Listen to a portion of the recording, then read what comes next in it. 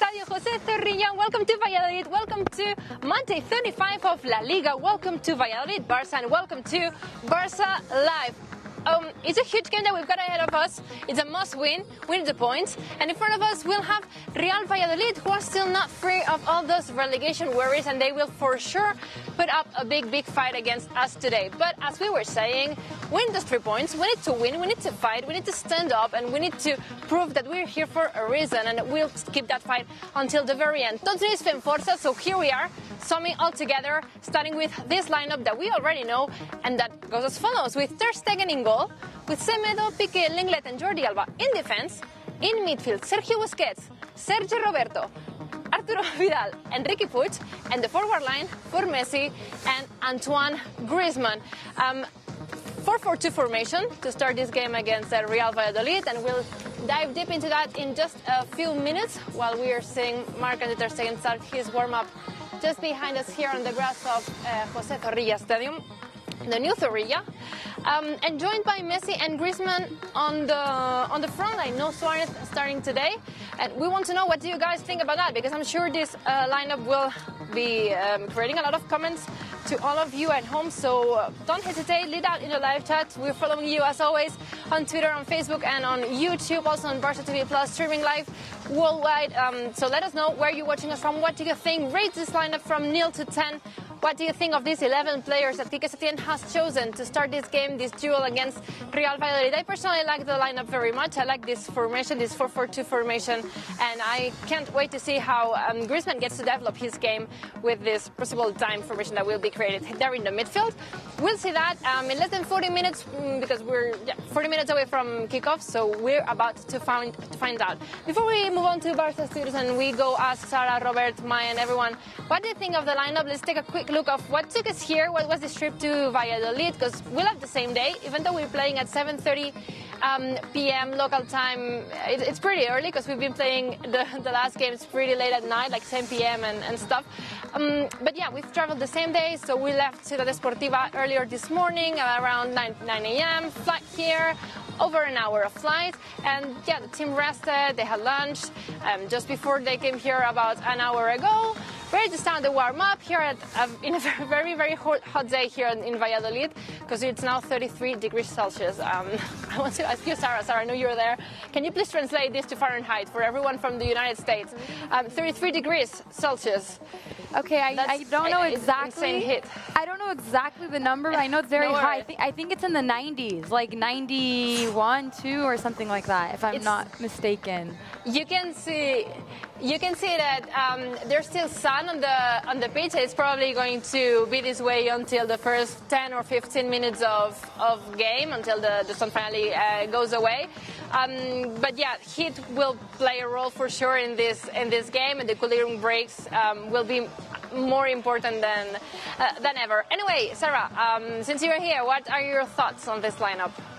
Yes, well, I think it's definitely Setién changed the pieces up in this lineup. I don't think we were expecting to see Suarez on the bench, but I love that he's giving the opportunity to Riqui Puig to start. And 4 midfielders, I mean, that shows they want to control and dominate the game. And I think that Vidal might move in to the front line throughout the match, but we'll have to see. But I just like you said, I really like the lineup, and let's see what they can do. Robert, you there? What's your think of it? Yes, I am there. Georgina, you put Sarah on the spot asking for the conversion into Fahrenheit. I had time to search on my phone, and it's 91.4. I was super close. 91. I said 92. Yeah, okay. Yeah, more or less. So yeah, 91.4 degrees Fahrenheit at the Estadio José Zorrilla. They're going to struggle. Yeah, you are going to struggle, yes. That cooling break will be needed today. Anyway, I need a cooling break too. Yes. During the warm-up. We need it here in the studio as well, to be honest. I mean, it's really warm now in the month of July here. But anyway, yes, my thoughts on today's lineup. I kind of like it. I mean, Suarez definitely needed some rest after several starts in a row. Let's remind the fans that he is coming back from a long-term injury. So I imagine we will be seeing him in the second half. But another chance for Riqui Puig, which is very exciting. I like to see Riqui Puig linking up with Leonel Messi, 2 incredible talents. threats. And we've seen that Messi's taken him under his wing now. In games, you can see how well they link up, and hopefully they'll be a main threat today. Antoine Griezmann as well in the lineup alongside Leonel Messi. We'll see what they can do. And yeah, we've seen Quique Setién use this 4-4-2 formation, so, well, several times now since coming back from the quarantine break. So we'll have to start getting used to it, I think.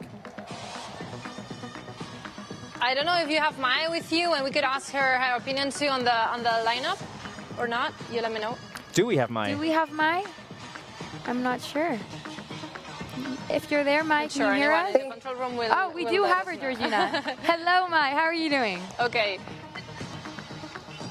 Hello, guys. Fine, Sarah, and you? How are you? Good, good. Good to have you back on the show. What are your thoughts on the lineup? Riqui Puig back in, Suarez on the bench, a 4-4-2 formation.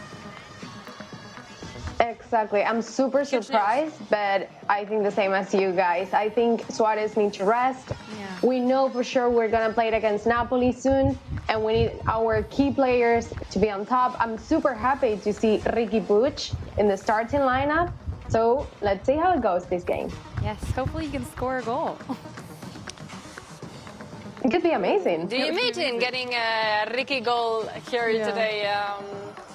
He's getting this place in the starting 11. It's probably the biggest news, along with Luis Suarez starting the game on the bench after a lot of starting positions, as Robert commented just a few minutes ago.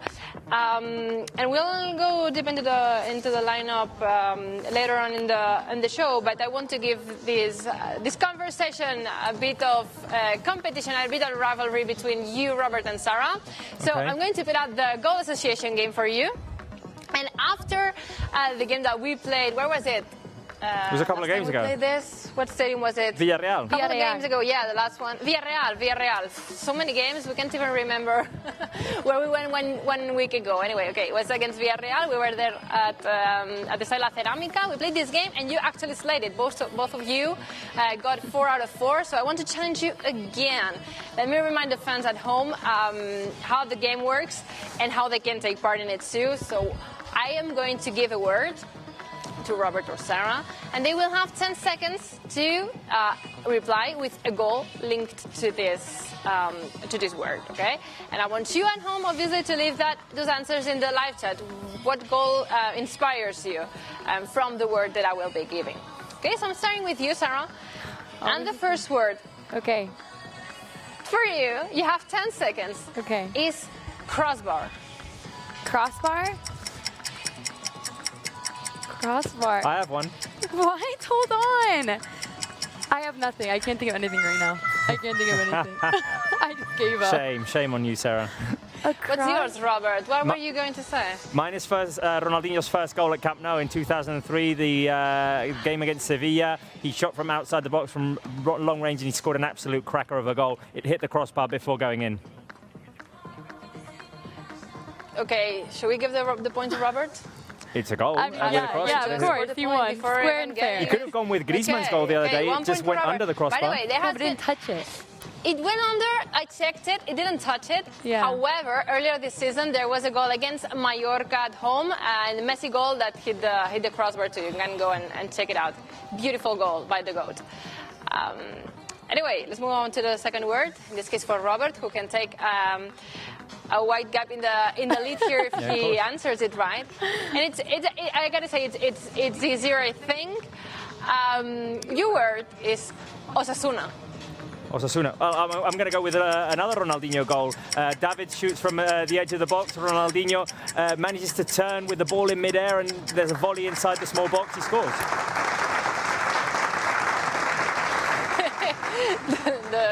I want to put up a fight between you and Marc Brau at the moment. But like, you won't have the right to reply with any goal that has happened after 2010, let's say. So only like old school goals and see how you perform. Anyway, this is your second point. Okay. Going back to Sarah. Sarah, your word is fifth. A goal that was the fifth in a game. Well, our game against Valladolid, who scored the fifth goal? Was it Suarez? It was Suarez. I'm going with Suarez. I think, right? Our 5-1 victory was Suarez. Yeah. Okay.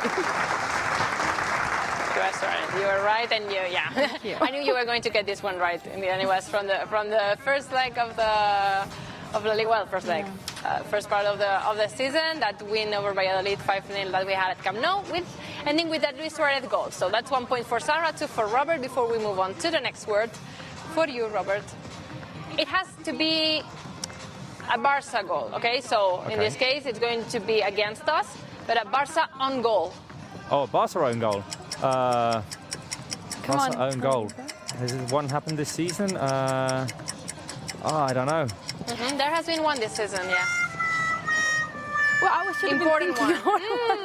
Do you have one? Oh, I've got one now. Do you have one, Sarah? Wait. Let me. No, Sarah, do you have one? It has to be Barca scored an own goal. Yes or no? No, I don't have one. Yes. Do you have it or not? Okay. I have one now. Okay, you're out of time, Robert, but which one is yours, Robert? What were you going to say? In the 2014-2015 season, Jordi Alba scored an own goal in Anoeta, and that was the turning point when Barca went on to win everything.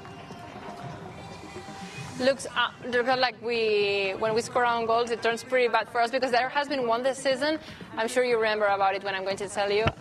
But Sergio Busquets scored a goal at San Mamés that got us out of the Copa del Rey. I remember this now. Oh, you remember that? Oh gosh. Do you remember? That was harsh. Well, it's not a point for Robert, so Sarah, you get the chance to tie this again with your word.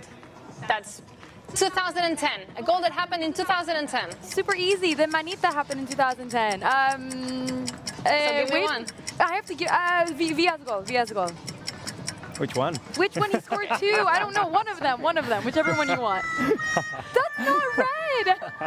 No, it's okay. Control room. You should have put the right sound effect. That was the point. Because Thank you. I hear the clap now. Right, yes. Thank you. Georgina, you've got the players behind you. They already warming up? Oh, I see.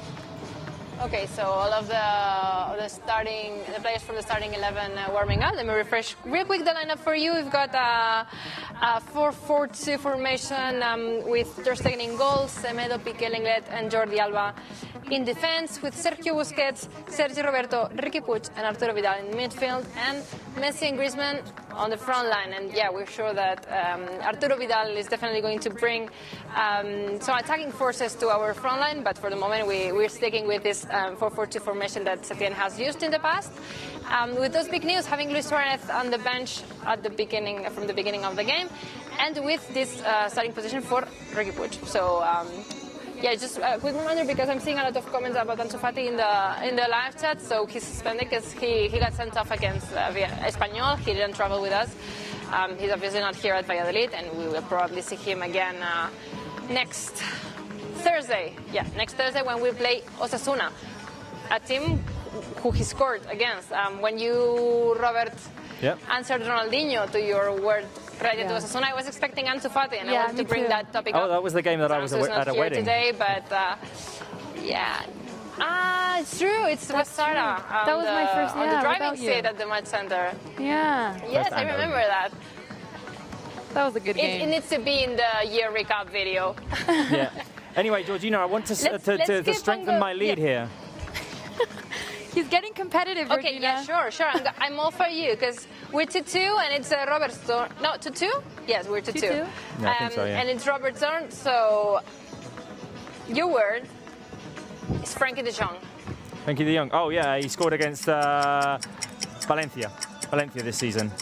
Ansu scored, and then Frankie de Jong scored. It's his first goal. I remember that. Yeah, it's his first goal with the Barca shirt. Then he scored another one against Betis with that Messi assist. Gave us the win at the Villamarín, 2-3, back in February, I think it was. Sara, last chance for you, okay? You're now 2-3 down. Okay. But you get another chance, and you're going to get it right, because your word is Valladolid. You can't answer Suarez. Give me another one. Langley's goal in the second minute, the early goal, or Messi's free kick. I could go on forever with this one. Should I get extra points? I can go with all the goals, because I know so much about those goals. Okay. Okay, 3-3. Robert, you either get your last one right, or we share a point. Draw. Yeah. Or you share a point. It better be difficult. So the last word. It's, I would say, a 5 out of 10 in Okay. difficulty level. Your word is Japan. Japan. Have we scored in Japan? When did we score in Japan? Oh, Yes, we Risto have. Stoichkov, Intercontinental Cup. 1992. It's like Robert only remembers goals I could have said something from a long time ago. I think that was played in Japan. Yes, it was really. You got it. Let the VAR check. Yeah, 1 second before the time ran out. So yeah, the VAR is going to allow your point, Robert, which makes you the great winner of this goal association game, Valladolid edition. After the draw at Villarreal, here we are with Robert winning this game. We might play again in a week when we're away against Alaves. Okay, cool. Anyway, there you go. By the way, we played in Japan, like in summer tours. That's what I was going to say. And we have won a couple World Cups there, so Yeah. there are Pettis plenty of scored in goals Japan. to Was the one with- the final against Santos. Santos, yeah, exactly. That's Yeah, also yeah. All right, yeah. Cesc Fabregas, Xavi. Yeah. Villa got injured there. Neymar was did. playing with Santos at the point. Yeah, he was. Yeah. At the moment. Well, I still got the point anyway, Okay. so I won. Whatever. This was Goal Association. Robert wins. No worries, Sarah. There will be more games coming up. You know about it. Let's go for the predictions, okay? I want to ask everyone at home to leave in the live chat. What do you think is going to happen today? What do you think the final result is going to be? Final score. And while you answer, Robert and Sarah want you to answer the same question. My prediction is 0-2. Well, 2-0 for Barça, okay? What are yours? I'm going with a clean sheet as well, but I'm going with 3-0, the same prediction I had for the game against Espanyol. You're confident. Yeah. What about you, Robert? I am going for the same prediction Okay. as Georgina, 2-0. 2-0 for Barça, Good. clean sheet for Ter Stegen. Valladolid, the third worst team in terms of scoring in La Liga, so I'm confident that we'll be able to keep a clean sheet. And they're a very tough team to beat in defense, so I'm not expecting very many goals in this game. 2-0 for me. How about mine? Yeah. Is Mai over there? I want to know, Mai, are you there? If you're there, what is your prediction for this game? Yes, I'm here. And mine is the same as Georgina and Robert, 0-2. Okay. 0-2 power today. We All are agreeing right. so much on predictions later. And we're agreeing on them before the game, and we're not getting them right at the end of the game. Yes. We were really far off the other day. Yeah, that hard reminder here. But we were pretty far off against Villarreal too, because we were expecting tight results, tight predictions, and in the end I think, right? Nobody got that right. No, no nobody one got that right. Nobody We got were that right. expecting a harder game. Anyway, let me read some predictions online from Brigitte, 0-2. 0-4, sorry. Susanna is saying 0-2. Priyank saying 1-0. I'm assuming for Barça, okay. 1-0-1. And Jinnam, Jain, 0-5-2. Manita, Diego Biggio is going for a Manita 2. Cristina Lopez Galeana, 1-3. Message. Like the MSG, you mean? 0-2. Sandeep Maya, 0-3. Hayden Gutierrez, 1-5. And Ashish Ram, 1-4. These are the predictions that you've left for us in the live chat. Keep sending them in. And in the meantime, you can also go to OneXBet and place your prediction in there. See if you get it right. You've got the link in the description if you're watching on YouTube or on Barça TV Plus website if you're watching on Facebook. If not, you can just type in onexbeteurope.com and go and leave your prediction in there. Sarah, you just interrupt me if you ever have a guest waiting or anything. If not, I want to talk a bit about the fixtures and standings that we have in that match day, Robert. If you could drive us through them. Yes, definitely. I'm just not sure if we've got the guest. Do we? have, Do we? yes. We do have the We guest. do, So we do. let's go to the guest first. Okay. All right, so Okay, we're sure. we're After that, connecting we'll be with talking a Peña Blaugrana in Shanghai. Her name is Yu Chen. So hello to you, Yu Chen. How are you doing tonight? Hello, good night.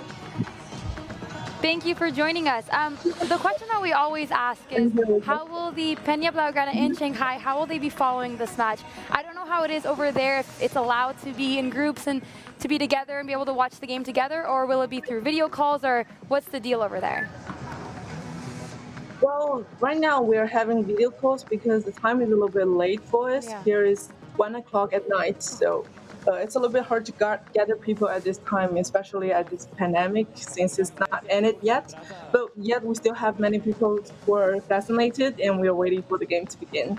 Awesome. And approximately how many people are tuning in from the Peña? Well, in our opinion, there are more than 300 people right now, only in Shanghai, and also we are developing other opinions in other parts of China. So it will soon be more people. Awesome. That's great to hear. I love the support from all around the world. I want to ask you, what are your thoughts on this lineup? I think it's quite how do you say? It's a good decision, and we've got the Puig, we've got Messi, we've got Longley. I think it's not that hard in this game to fight against Valladolid because they're, to be honest, from our point, this is not a difficult team. So I think this will be an easy game for us.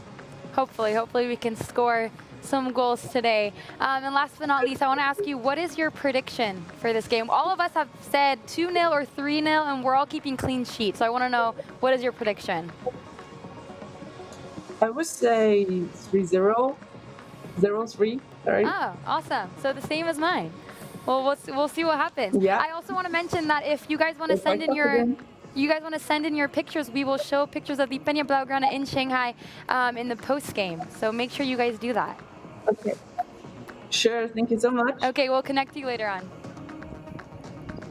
See you. Okay, back to you, Georgina. Yes, and no, it's great to see how everyone is following the team from around the world with all this time difference on the time zones. Thank you very much for supporting the team from wherever you are.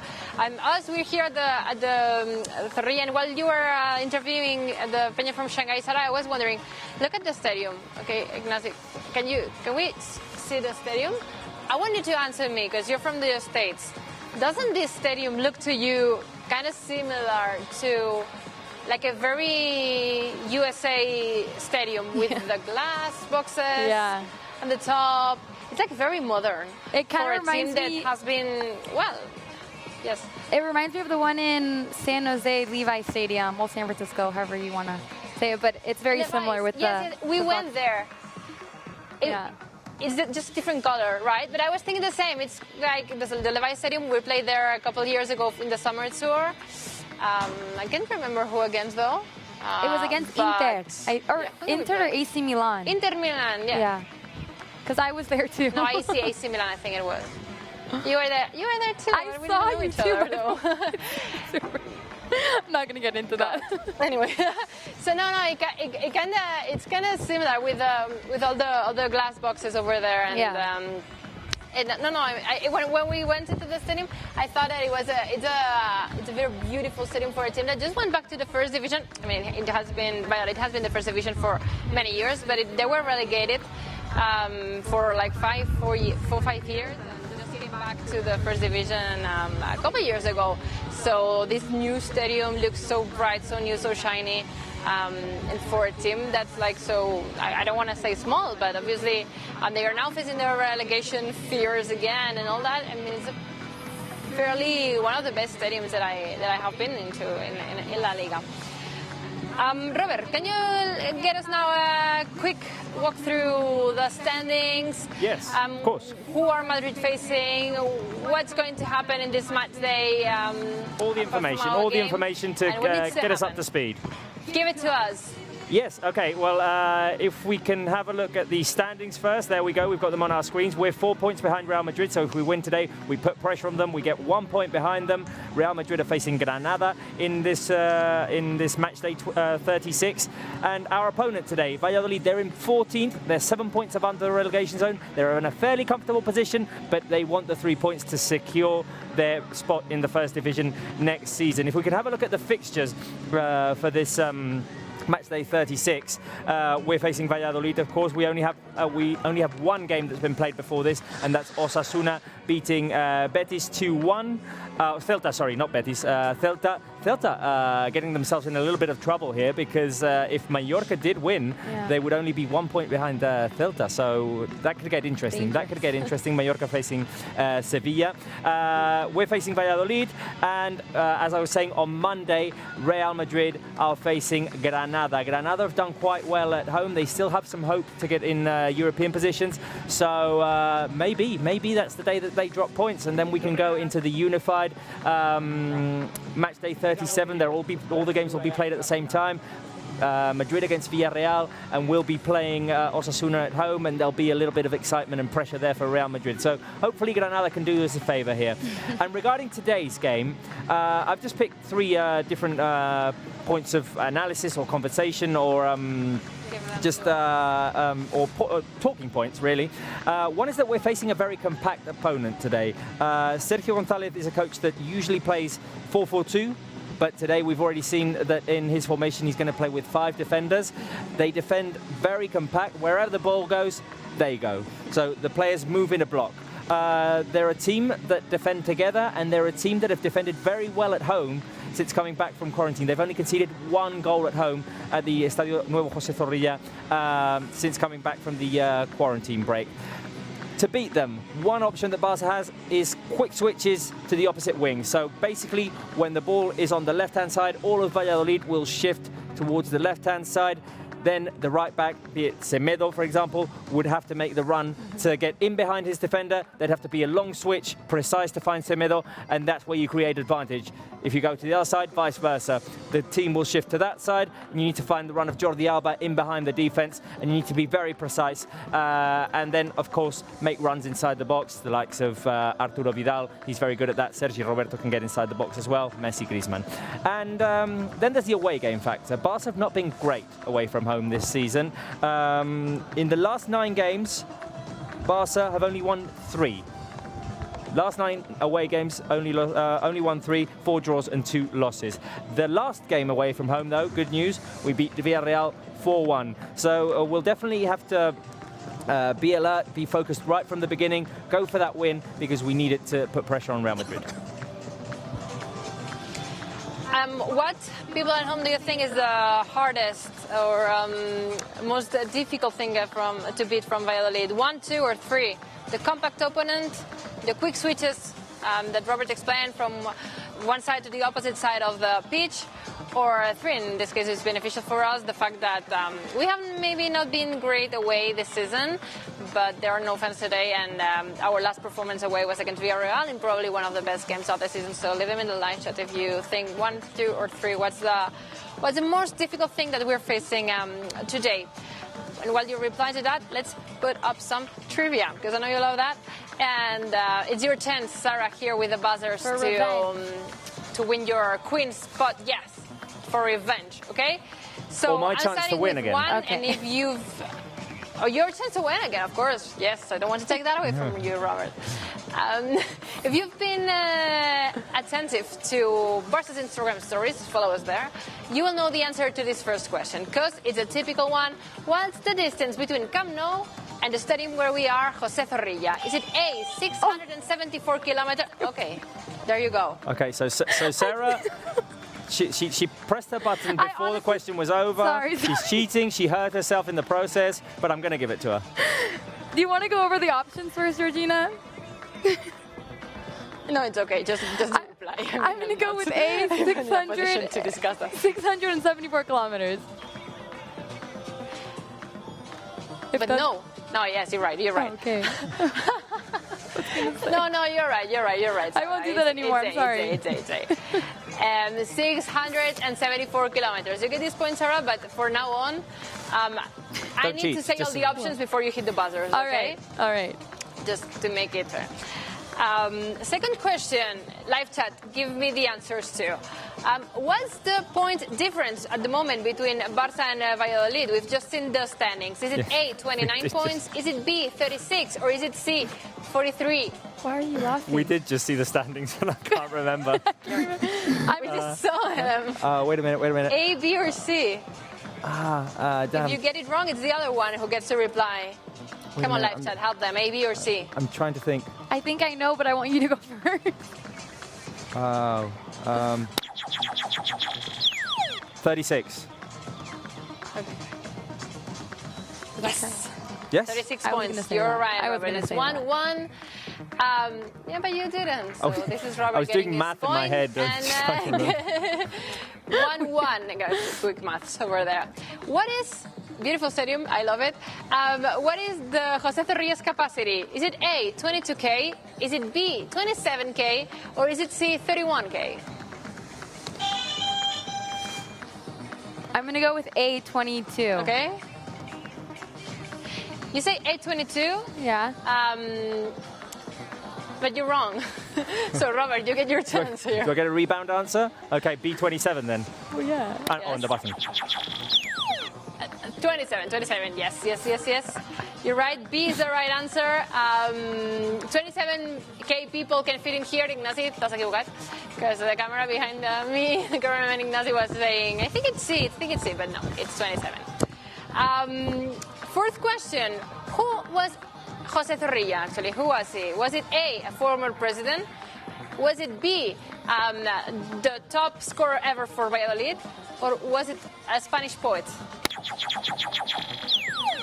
Poet.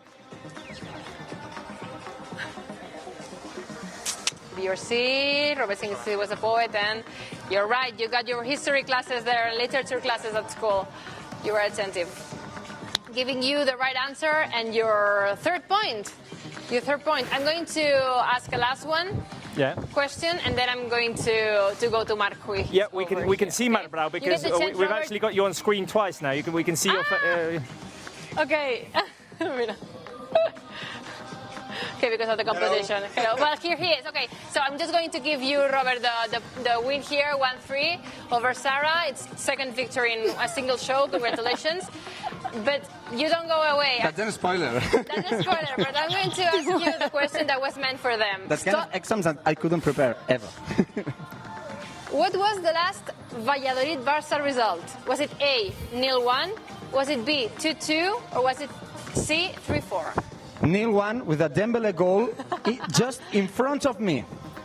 I don't know if you remember how was the grass in that game. I wasn't here, it was but I do absolutely remember. awful. Terrible, absolutely awful. But this goal of Dembele with Sergio Roberto assist, that was the last result.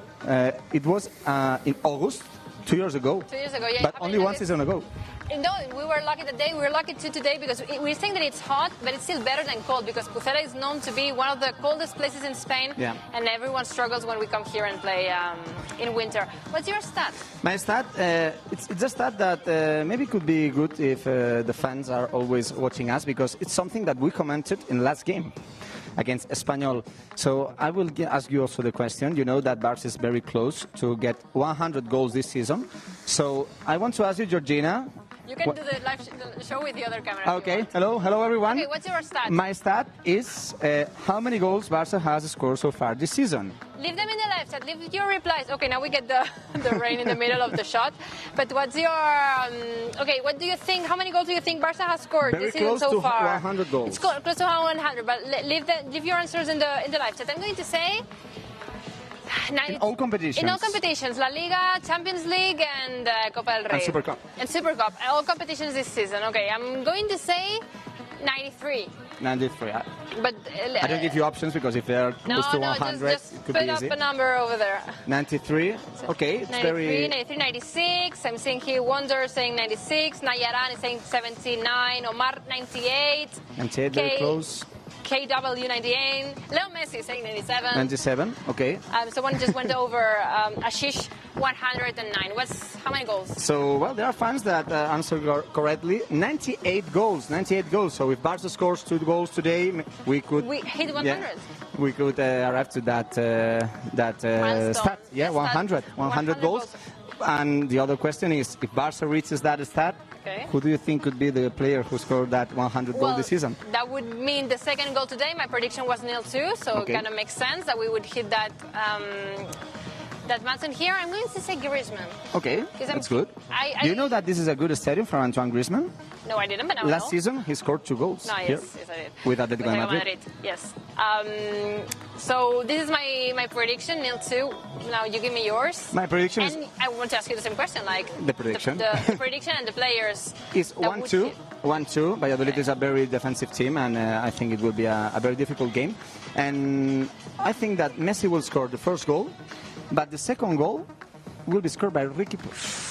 Do you like this? Yes, because we've been very excited about Ricky being in the lineup, but I like the lineup today. I haven't asked you about it, but I think it's strong. Yeah, it's I strong. like the formation. That I think it's good for Griezmann actually. This kind of position that we can play in dime in the midfield. I think it's good. So I don't know if Ricky is going to actually get. He never scored a goal with the first team, but we have to say that he scored a lot of goals. Not lots of goals, but he scores some goals that season with the second team.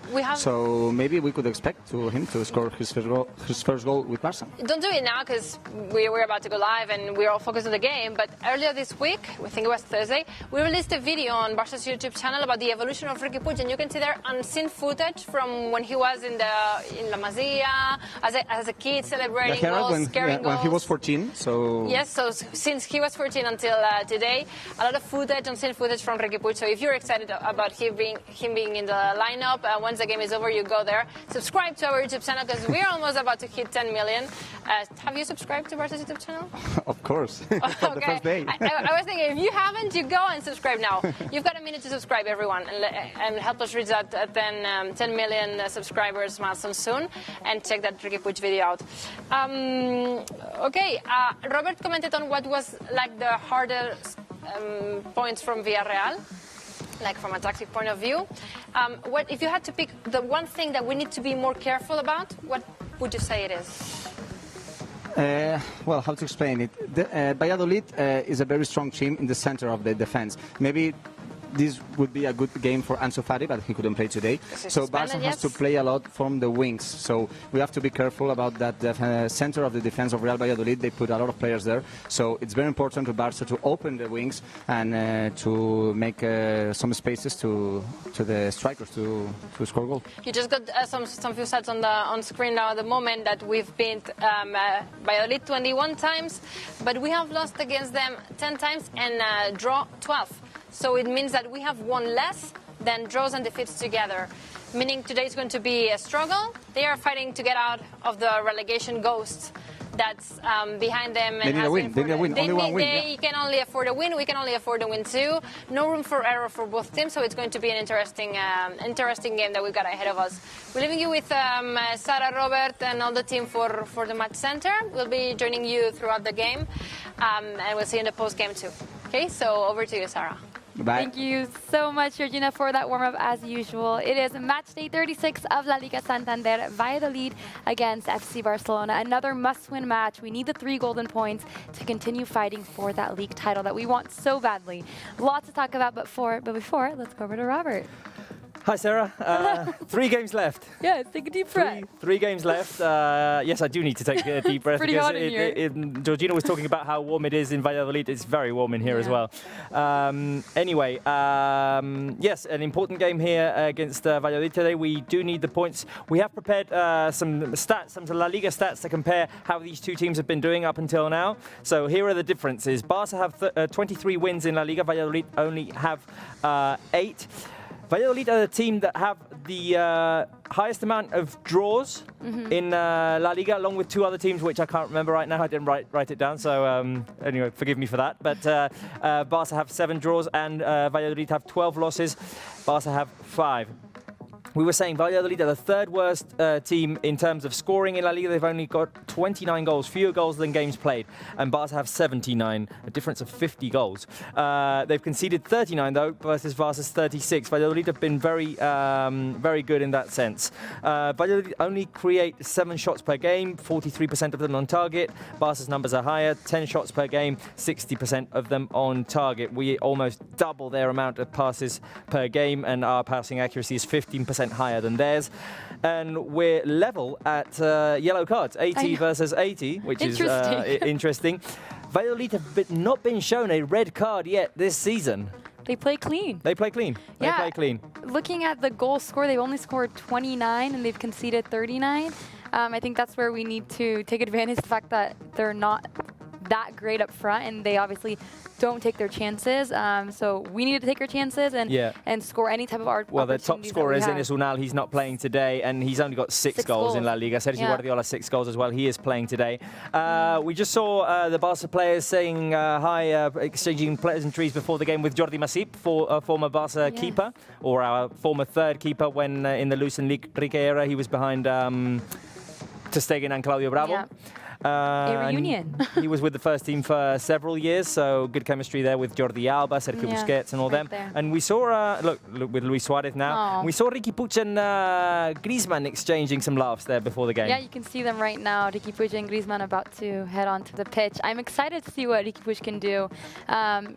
I don't know if Vidal will move up to the front line. He might throughout the game, or it might just be that diamond formation kind of. I think it's going to be the diamond formation, with Messi playing in a free role wherever he wants. And then Griezmann as the sole striker up front. Yes, and I think Riqui can get very involved as well with creating things on the edge of the box. Yeah, exactly. And let's go over our predictions one last time as the players are coming out onto the pitch. You said... I said 2-0. And I said 3-0. So and Georgina and Maya said 2-0. 2-0, 3-0, and then Yu Chen from the Peña Blaugrana in Shanghai also said 3-0. There they are on our screen right now. There we go. 3 2-0s and 1 3-0 for you. And I'm being asked to do the same face as the photo, so I'm going to try this. That was it. Okay. Just for the amusement of the people in our control room, because they have a lot of fun in there. Okay, so going back to that, yes, we were very far off the other day with our predictions, Sarah. Oh, yeah. I mean, I think I said 4-0, or you said 4-0. I said 4-0, you said 3-0. Yeah, it was a much more difficult game. Espanyol were very, very compact. And I think Valladolid, I mean, we saw how many passes they had per game. It was about around that 300 range, 350 or something. So they obviously don't want possession. They can thrive. You're going to laugh. No, I'm not. They can thrive without possession, and I think they're going to just be defending, sitting deep, and like you said, moving as a unit. So we need to take advantage of those switches from each side of the field. Okay, let's just take another look at the lineup that we're presenting today with Marc-André Ter Stegen in goal, Semedo, Piqué, Langlais and Jordi Alba in defense. We've got a midfield of 4 with Sergio Busquets, Arturo Vidal, Riqui Puig and Sergi Roberto up front. Messi and Griezmann. We'll see what it looks like once we start playing. Valladolid are playing with Masip in goal. A defense of 5 with Moyano, Olivas, Javi Sanchez, Joaquin and Raúl García. A midfield of 3 with Alcaraz, Quique Pérez and San Emeterio. Up front, Guardiola and Oscar Plano. Barca are playing in their yellow kit today. Yes, I love it. They'll be attacking towards our left when we start. The game is just about to get underway. Valladolid towards our right. They're playing in their traditional purple and white. Just waiting for the referee to blow the whistle. Leonel Messi, there was rumours that he might not start today. They were saying today on the local radios here in Barcelona that he might not start today because of how many games he's started in a row. But there he is in the starting lineup. Messi, I mean... There's no stopping for him. I think it's important that he plays, though, when he starts, because I mean, these are all finals. These are all finals, and we need our best players on the pitch. Obviously, Suarez is coming from a long-term injury. Look at him go. Messi with the shot. It's blocked. Great little touch to get past the defender. Now Riqui Puig trying to put pressure on Moyano there. Yeah. So the game has started. 30 degrees at the Estadio José Zorrilla. And I want to know what the temperature is in here, because it must be fairly the same. Yeah. I mean, it's a very warm day here in Barcelona. No, I was just saying that it makes sense that Setien is giving some rest to Luis Suarez, because he did come back from that long-term injury. Yeah. So it makes sense, but every game is a final. These last 3 games, each one is a final, and we need all our players. Definitely. And yes, and we need them fit for what's coming in August as well. For the Champions League. And we haven't talked about this in warm-up. We had the draw yesterday. Yes. And it's a complicated one. It's complicated to explain, first of all. It's very complicated. There are a lot of ifs. Yeah, if. But we could potentially face the winners of the German league, the winners of the English league last season, obviously this season because Liverpool are out, and the winners of the French league, for example, or the winners of the Italian league as well. Yep. No, it's very complicated, but very, very exciting. And I mean, I think the first thing we need to do is focus on Napoli. That's the first thing. We don't have to get ahead of ourselves thinking about, oh, well, if we beat them, well, who will we face? Bayer. And I think just focus on Napoli. I think that's definitely the right way to go. Yeah. Definitely the right way to go. If we did beat them, though, it looks like we would face Bayern Munich because they have a 3-0 advantage over Chelsea. But as you say, first Napoli, well, first Valladolid, then Osasuna, then Alaves. Hope that Real Madrid drops 5 points. They need to drop 5 points. Yeah, because of their head-to-head record. Exactly. No, even Setien said in the press conference prior to this match, they asked him about the Champions League draw, and he said, you know, we need to focus on Napoli first. And he's like, you know what, in a matter of fact, we need to focus on Valladolid first and the rest of our league games, and then we can focus on the Champions League. Valladolid have the ball. Riqui Puig and Sergio Busquets trying to put pressure on them. A foul is called, and Valladolid will have a chance. Sergio's done a very good job with them. Very good. Keeping them in the first division. It looks like they're going to stay in the first division for one more season. The Celta result today definitely benefits them. Yeah, no, I mean, they still want these 3 points just to have that cushion. But I think for sure they'll stay next season in the top flight. Yeah, it looks like it. It looks like it. Yeah. I mean, it's exciting to see what's going on in that lower part of the standings, because if Mallorca did get the win against Sevilla, it's unlikely because Sevilla are doing so well in recent games. But if Mallorca did manage to scratch away even a point, it would get so exciting. It would change things around, yeah. That's what I'm saying. I think that Real Madrid can drop points. I mean, Granada is not the best of teams, but they have quality, and anything can happen in football. And they're fighting to get into Europe. I mean, I was looking at it before. Granada right now are... Wait a minute, sorry. Need to get it up on here. In the standings. They are 3 points out of Europa League spots.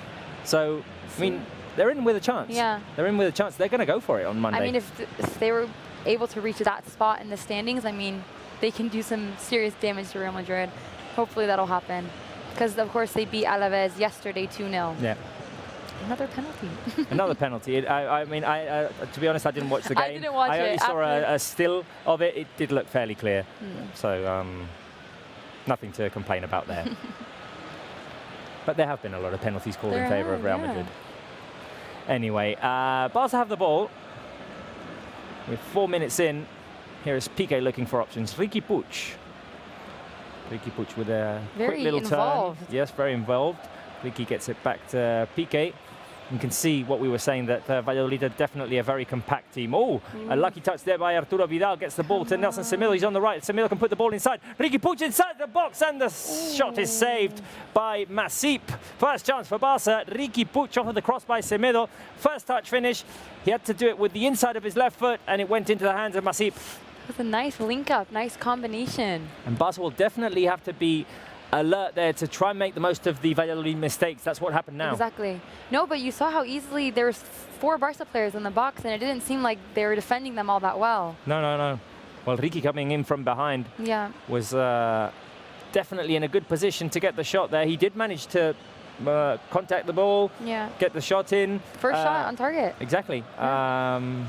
Just that maybe didn't have enough precision on it, or not enough power maybe. It was an easy enough save for Jordi Masip. And we want early goals, because our last game against Valladolid at Camp Nou was a very early goal. Langley opened up the score. She in the 2nd or 3rd minute. Yes. So they did equalize in the 15th minute. Yeah. But I think early goals are key, especially when we're away. Messi had 2 goals and 2 assists. And an amazing free kick. Yeah. We haven't seen Messi score a free kick in a while. No, I'm really missing it.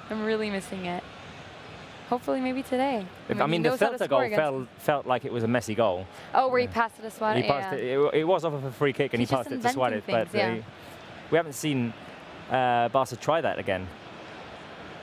Well, maybe because you said it now, we'll do it today. Maybe we'll do it today. Arturo Vidal is down on the ground after colliding with a Valladolid defender. He's still down. He's got his hands around his right ankle. Let's hope But this doesn't go any further. Oh, that was a bit of a nasty tackle there. Yeah. And he Got didn't even trod on definitely by number 24, Joaquin. No card given? No card given, no foul given. He didn't even go for the ball. It's interesting. Nothing was given, and it was in a dangerous position. Yeah. I mean, it was in a spot where Lionel Messi could have caused some serious danger for Valladolid. Yeah. Here's Arturo Vidal now, fully recovered. He's going to switch it over to Jordi Alba. Alba has the run of Riqui Puig, but he prefers to pass it back to Arturo Vidal, who tried to get it to Messi first touch. Valladolid recover the ball, and now they are out in transition. Busquets trying to keep up with Oscar Plano, who puts in the cross. Piqué deflects it, and it goes into the hands of ter Stegen. Keep ourselves calm, collected, bring the ball out. Messi comes to midfield to receive the ball, and he changes rhythm. Here is Lionel Messi, who's pushed to the ground. Mateo Laoz is not going to blow his whistle. Oh, it's Mateo. That's the referee today? Yes, he is. Ah, of course. We go way back with this guy. Yeah. Well, he's a referee who just tends not to blow his whistle. Yeah. He does love to talk with the players, though. He does love a little chat, mid-game chat. Definitely. He's known for his chats with the players. I love this pressure Griezmann and Riqui Puig are putting on the Valladolid defenders. Not Griezmann allowing them any running space. Towards Jordi Masip, who gets it over to Kiko Olivas. Right there, that's it. Good defending by Langley, and now Mateo Laoz decides to blow his whistle. I thought it was a clean challenge by Langley. I mean, the replay might say otherwise. Gets a bit of everything maybe when he goes in with his left foot, Clement Langley. We've got a replay. We've got the replay of Riqui Puig's opportunity. A great crossback by Semedo. Riqui gets inside the box, tries to finish with his left foot, and Masip makes a good save there, diving towards his right. Valladolid trying to move the ball forward. It's recovered by Semedo. So far, Valladolid are being outnumbered when they move men forward, because they don't move that many men forward. No, they have 5 men in defense. Yes. They have and playing pretty deep as well. Yeah. Messi tried to play a through ball to Jordi Alba, and he's fast, but not that fast. Completely out of his reach. Yeah. And it's a goal kick to Valladolid. Does that captain armband look different than the ones before? Oh, I don't know why. It's just... I'll have to look. Maybe I'm wrong, but it looks different to me. I'll have to have a look, see when we get another shot of Lionel Messi. Hopefully in a celebration. Yes. After, I mean, he scored his 700th goal and he hasn't scored since. He hasn't scored since, no. So we want that 701 He's left it at the dead 700 at the moment, Mark. Yeah. And what a way to score, a cheeky Panenka penalty. Nice way to score. We've been saying over the last few games he's been trying to score the direct corner kick as well. Yeah, he has to get that. Here's Semedo on the right. Semedo looking for options. He makes the pass back to Arturo Vidal, and Busquets is going to switch it over to Langley. Langley inside to Riqui Puig. Nice. Quick turn by Riqui Puig, who tried to link up with Arturo Vidal. He lost his balance. Now Valladolid are trying to mount the counter-attack here. Good tackle by Vidal, who slides in and clears the ball out for a throw-in for Valladolid. 10 minutes played, Valladolid 0, Barça 0 at the moment. Yeah, and I think they're taking advantage of the size of Riqui Puig. They kind of just want to nudge him around. Yeah. Riqui Puig does not go down easily. He doesn't go down easily, but obviously these are big defenders that he's facing today. Yeah, and he can lose the ball like that, but... If they've got 2 defenders on him, it means that one Barca man is free, though. I mean, exactly, it opens up space. That's always the case, and they've always got to keep an eye on Messi. So then they just lose track, and one man's going to be without anyone defending him. Barca trying to win the ball back. It's Jordi Alba hustling there. Oh, there could be a chance here with Antoine Griezmann after a bad pass back. Griezmann has got Messi in the middle. Here is Antoine Griezmann. He comes to a halt. Oh, he took too long. Here is Griezmann with the switch. Semedo going to get involved here, trying to get the ball inside to Lionel Messi. Griezmann didn't quite know what to do. It looked like he was waiting for Messi. Yeah. Here is the cross by Semedo straight into the box. There was no one there, but Barca get a corner kick out of it because Kiko Olivas heads it out. Yeah, he was waiting, and then all of a sudden all the defenders tracked back, and it was practically impossible to find Leo Messi. It didn't look convincing at any time that Griezmann was going to go and take it himself. He was always going to wait for whatever was happening on the right. Yeah. And that was Messi arriving.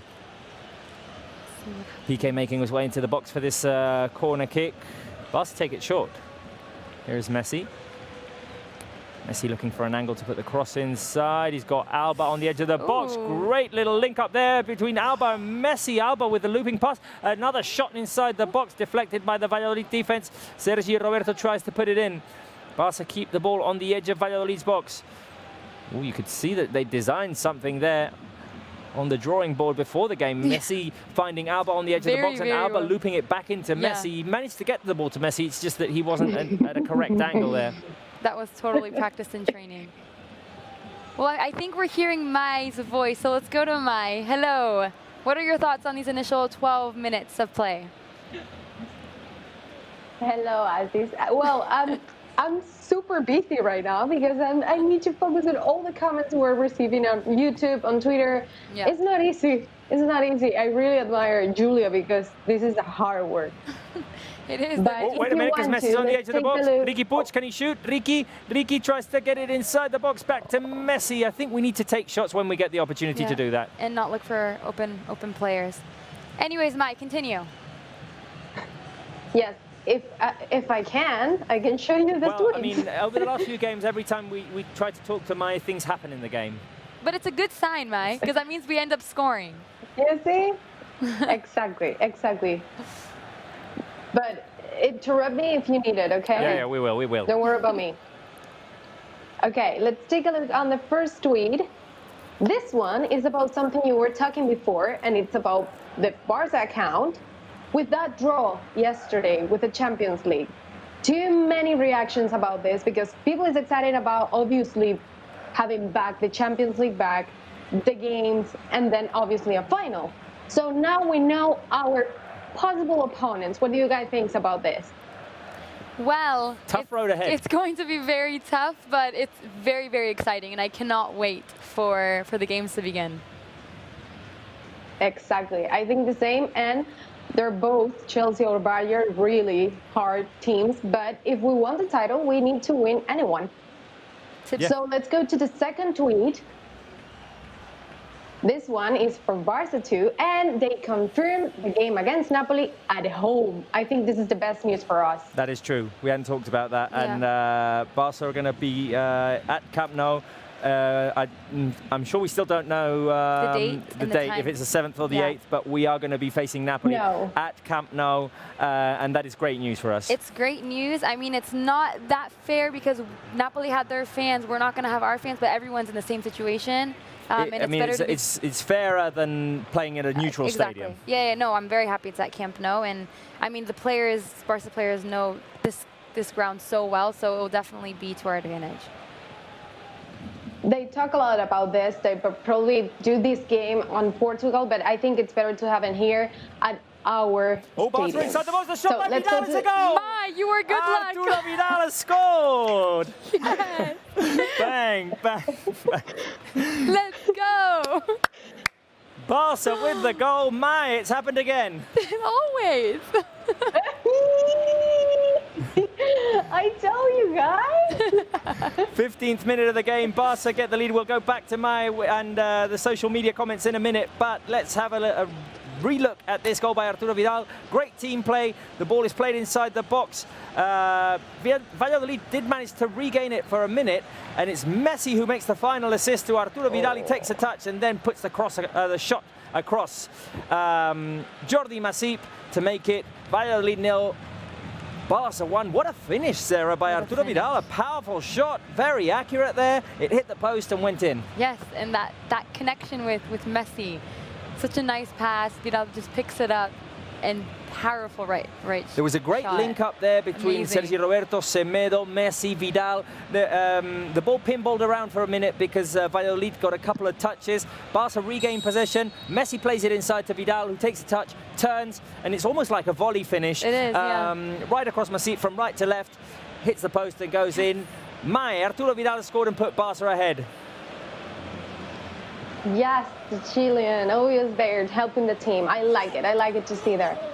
But if you want to, let's keep going with the social media. Yeah, before Barca score a goal again. Now these comments are a bit outdated because we've scored, and I'm sure there'll be plenty of reactions to the Vidal goal. But let's have a look at what the fans were saying before this goal. Yes. I have this tweet. I want to ask you guys, do you know what happened on a day like today, but 5 years ago or 6 years ago? 5, 6 years ago on July 11th? Yes. Oh, yes. Wait, yes. 5 years ago or 10 years ago? I'm confused. No. Because 10 years ago was the World Cup with Spain. Well, yeah, exactly. Yeah. No. All right, then no, tell me. This one is, it's for Barca. Okay. So let's see this comment, because I think it's really nice that El Once Titular said, and on a day like today, we actually signed the gunman, Luis Suarez. Luis Suarez. Wow. And he said, yes, feliz sábado, Valladolid, Barça. El Barcelona debe ganar para seguir peleando por el título de la Liga. We must keep fighting for the La Liga title. When I saw this picture, I was like, we're right. And actually, he arrived that summer, but we signed him on July 11th. Okay. That's awesome. I didn't actually know in that. 2014. Yeah. Well, thank you for bringing that information to us, Mike. Okay, let's keep... yeah. Are there any more tweets, mate? Yeah, okay. Let's keep it on hold a minute because Valladolid have a chance at the set piece. Sorry. 24 meters out. Be quiet. Alcaraz could either put the ball inside with a cross or he could go straight for the target. We're waiting for Mateu Laos to blow the whistle. Let's see what happens here. A three-man wall for Barca. The shot tried to go underneath. It's deflected by the Barca wall, and ter Stegen keeps it alive before it goes out for a corner kick. Mai, keep going. Okay, we have just 2 more tweets, and I'm over. Okay, from always, Rosafa Morina is always watching us. Thank you so much for watching us all the time. It says Valladolid, Barça, Forza Barça. We have a match to win tonight, and we need those points, obviously. Coolers and only for coolers. It's important to use that hashtags. Yes. On YouTube, on Twitter, I'll be writing everything. And the last one is this one. I know you will like it, Sarah. It's from Jamie Hassan that say the best footballer and GOAT will give us a glimpse on his magic today. Yeah. Can't wait. Coolers. He already did with that pass to Vidal, and now we have another opportunity. Oh, another opportunity, Griezmann! It went through his legs, I think. He tried to connect with a great cross by Nelson Semedo. He was inside the box. I was certain that it was going to be Barca's second goal. Exactly. But Griezmann didn't manage to connect with the ball properly. It's a great through ball by Messi to Semedo, who puts the ball inside the box. Griezmann is left alone on the edge of the small box, but is unable to finish. Oh, so what a shame. You guys, I can stay here the entire day. Mai, we should have Mai on the screen the whole time because, I mean, Barca just keep creating opportunities when Mai is here. No, but Mai, I'm loving this picture of Leo Messi, and like I said, he always shows his magic. So I can't wait to see more. Exactly, more assists. And I think in the next round of tweets, we're definitely going to have a whole load of Arturo Vidal as well. Let's see what the fans think of that goal, because it was an amazing goal. Exactly. Well, we'll talk to you. We'll talk to you soon, Mai. Yes. See you in the next. Okay. Bye. What a chance there for Barca, and Griezmann could have made it 2-0. And it's not you. We don't frequently see Antoine Griezmann miss those kinds of opportunities. Yeah, and I think the assist or the pass from Semedo was really, really good. It kind of reminded me. I mean, it had its differences, but it's more or less the same situation as the goal in Napoli. A through ball played to Semedo. Semedo plays the low cross to Griezmann, and Griezmann scores from the edge of the box. This time, Griezmann didn't manage to connect. I mean, it did. I'm not sure if Griezmann just wasn't expecting the ball, because it went through the legs of a Valladolid defender who kind of tripped over. So a shame there that Barca didn't take the opportunity to score the second. Yeah, very, very unlucky from Griezmann. Now we're seeing Jordi Alba on the ground. Yeah, Jordi Alba's gone down after crashing with the Valladolid player. Here's another view of that opportunity. Great through ball by Lionel Messi to Semedo. The cross by Semedo goes in between the legs of a defender who trips over in the process. I don't think Griezmann was expecting it. And maybe that's what it is. It's that Griezmann wasn't expecting it because it's a mistake by the Valladolid defender. And then Griezmann just tried to pushed the ball in. It went through his legs more or less. He did get a touch, but it went the wrong way. I was about to get up to celebrate because I thought it was going to be our second goal. I was certain it was going in. I mean, anyway. 70%? 30? Yeah, 70% possession for Barça. It says on the game screen here is Sergi Roberto. Oh, Griezmann let it go through his legs. Now he's hustling for the ball on the edge of the box. Barça trying to prevent a Valladolid transition here so far. They managed to get out. Arturo Vidal is probably going to see a yellow card for that challenge, but the ball got to Guardiola on the right, and he's fighting to move forward. Jordi Alba in front of him. Here is Sergi Guardiola trying to create a cross inside. It's headed away by Piqué. Valladolid want to keep it alive. Guardiola once again on the right. He takes the shot, and it hits the outside part of the net of Marc-Andre ter Stegen's goal. Danger over, and I think the Valladolid players want a yellow card for Arturo Vidal. In fact, there's player Raúl García, he's gone down. 22nd minute. Good defending from Langlais, though. Yes. It's like trying to contain him, and then Jordi Alba helped. Let's see. I think we've got a replay of the previous Vidal tackle. I think you'd probably see a yellow card for that. But yeah, it's a tackle from behind. Yeah. But the player who's down, Raúl García, is not the player who was taken down by Vidal. No, it's another one. And they're going to make a substitution. He's obviously got some problems, some discomfort or whatever. And Valladolid are going to have to make a first substitution. They weren't ready for this. It's Raúl García Carnero, the left back, and he played for Girona last season. We've got a replay of the Arturo Vidal goal, and it's a very good finish by Arturo Vidal. Very, very, very good. And of course, Messi was involved, just like Messi was involved in almost that Griezmann goal. 8th goal in La Liga for Arturo Vidal, by the way. Great numbers. For a midfielder. Yeah. That's really, really good. No, I really love his attitude, and he's such a fighting spirit on the pitch. He keeps going no matter what. Brings energy. Brings so much energy. I really like that. And finishing. I mean, he's kind of always like at the perfect, like right time, the right place. Kind of reminds me of how Paulinho was before. Yep. Similar type of player. Yeah. Sergio Busquets. Valladolid making great pass by Sergio Busquets to Semedo, who's creating havoc here. The shot by Semedo. Saved by Jordi Masip. Semedo today. Semedo. Wow. He was going for it. And it's the 3rd time that Barca have found him. Now Busquets with the through ball. Look at that. I mean, Valladolid was still one man down here. So that's probably why they left some space there on the right flank. But Semedo's getting forward, and he's being dangerous today. He's put in 2 great crosses so far, and now he's taken the shot. Valladolid have made the substitution. Raúl García Carnero has taken off, and Nacho comes in. So let me write that down. They're definitely taking advantage of the fact that Semedo is easily reaching the goal area without any sort of problem. I think they need to capitalize on that.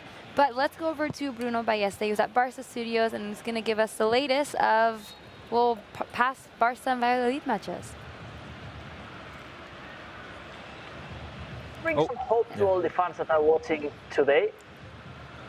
I want to bring some hope, to all these fans, because we're going to review the 91-92 season in Valladolid, because there was a game, and Barcelona were 2nd in the league. Madrid were at top of the league. And Barcelona, of course, needed just the 3 points. So as we're going to see the images right now, there was a fantastic game for the team managed by Johan Cruyff. Here we go with Risto Stoichkov, who scored the opening goal in the 27th minute of the game. He was the player from Hungary, the striker for Barcelona. Here with this free kick, he was going to score the 2nd goal. Also Stoichkov. This was the goal in the 27th minute. The first one was in the 15th. Then the 3-0 for Miguel Ángel Nadal, the uncle of the tennis player Rafa Nadal. Unfortunately, Rafa is not a Barca fan. We don't understand why, because his uncle was a really good player for Barca. Yes. The 4th goal was for Ronald Koeman, specialist at set pieces, the player from Holland. And the 5th goal was for Michael Laudrup, and there was going to come a 6th goal scored again by Ronald Koeman. And the good things of this season, and of this was also match 36 in 91-92 season. Madrid in match 36 draw at Pamplona against Osasuna, and this league in the end Barcelona won it because Madrid lost in match 38 against Tenerife, one of the famous Tenerife leagues. So who knows if practically 30 years later, who knows if a miracle like happened in the 92 year can happen again. Yeah, definitely. I mean, I was going to say that game has some similarities to the situation we have today. Barca were trailing in the standings behind Real Madrid. They needed Madrid to lose points, and Barca needed to score lots of goals to make up for the goal difference as well. They scored 6 in that game against Valladolid, and yeah, it was a match day 36 as well. Oh, it was match day 36? Match day 36. What are the odds? Well, hopefully we can score many goals as well to level up on the head-to-head record. Madrid has a difficult game in Granada, like it was in Pamplona, with tough ground. So, I mean, if there is a hope, I think it has to be, no doubt, Madrid to drop some points in Granada. Let's see what happens. But before, Barcelona has to win. Today, they are, at least right now, things are going well, but they have to confirm it because there's still a lot of minutes to play. Yeah, and I want to know, what's your prediction? I mean, we're 27 minutes in, but what is... Yeah, we didn't ask Bruno about his prediction. We never asked you. Yeah. I will go for 3-0 for Barca. I think after this goal, I know I have a little bit of advantage because with a goal in the first minutes of the game, but yeah, I think now will be a more open game and Barcelona will have more chances to score at least a couple more of goals. Yeah, hopefully we'll see if that happens and we can score many goals. Well, we'll talk to you later on. Thank you so much. Thank you, Sarah. Thank you. So many amazing goal scorers on the one he was explaining. Yes. Koeman, Lodge, like it's just so many of them were such legends. Well, that's an iconic team. They were the first. They were coming off of winning the first European Cup in Barca's history. This was I think it was the first game after they'd won it. Oh, really? After the Wembley European Cup. Oh. So that Koeman. Once again, Semedo could have gotten inside the box. He was inside the box, but the pass by Messi went into the hands of Masip. But Barca are finding great advantage here. I mean, and Semedo's getting, I mean, he's making man of the match merits here. Yeah, and I just also think that Valladolid, they're very vulnerable at the back, and they're making a lot of mistakes, a lot of heavy touches, and we're capitalizing on that. The thing is, we were assuming that... oh, wait a minute. Here's Valladolid in transition. Oscar Plano. Is he going to try and shoot from the edge of the box? Yes, he is. It's blocked by Langley. The ball goes up in the air. It's headed away by Sergio Roberto. We were assuming that Semedo was the right back, but we've got Sergio Roberto covering for him quite a lot, and then Semedo makes the runs forward. Yeah. I don't think we've seen something like this in the past few games. No, because Sergio Roberto was always on the other side. He was always on the left. But today we've got Ricky on the left. Yeah, no, it's interesting because they're both so speedy and they have that vision for those passes. Oh, great pass inside by Leonel Messi to Riqui Puig, who tries to connect with Griezmann. This time Jordi Masip intercepted that cross. What a pass by Messi to Riqui Puig. It's all coming from Messi. Messi's producing all the goods. Yeah. It's amazing. Oh, nice work. Oh, close. Oh, it looked like Sergio Busquets was going to recover the ball, but now Valladolid have it, and they're out and running. Still 3 against 4, though. The cross inside, headed away by Jordi Alba. Barca dealing with Valladolid's attacking efforts very well today. Very well in it. Oh, look at that little turn by Riqui Puig. Riqui Puig with the turn, and in the end, he's fouled. Yeah, no, I mean, they have been reaching our area, but Langley's doing a great job, Jordi Alba as well. Nothing too dangerous. No, nothing too dangerous. And we've got a replay of that last action, the great high pass inside the box to Riqui Puig, who brings it down delightfully. He sees that Griezmann's in the middle, tries to put the cross inside, but Masip comes up big with the interception. And Masip is a very good goalkeeper. I was going to say, Masip is doing great. And if we were talking about Valladolid's man of the match already, I would say Masip. Masip, definitely. Yeah. He's just stopping all. I mean, I think we could have scored, it could be 3-0 right now.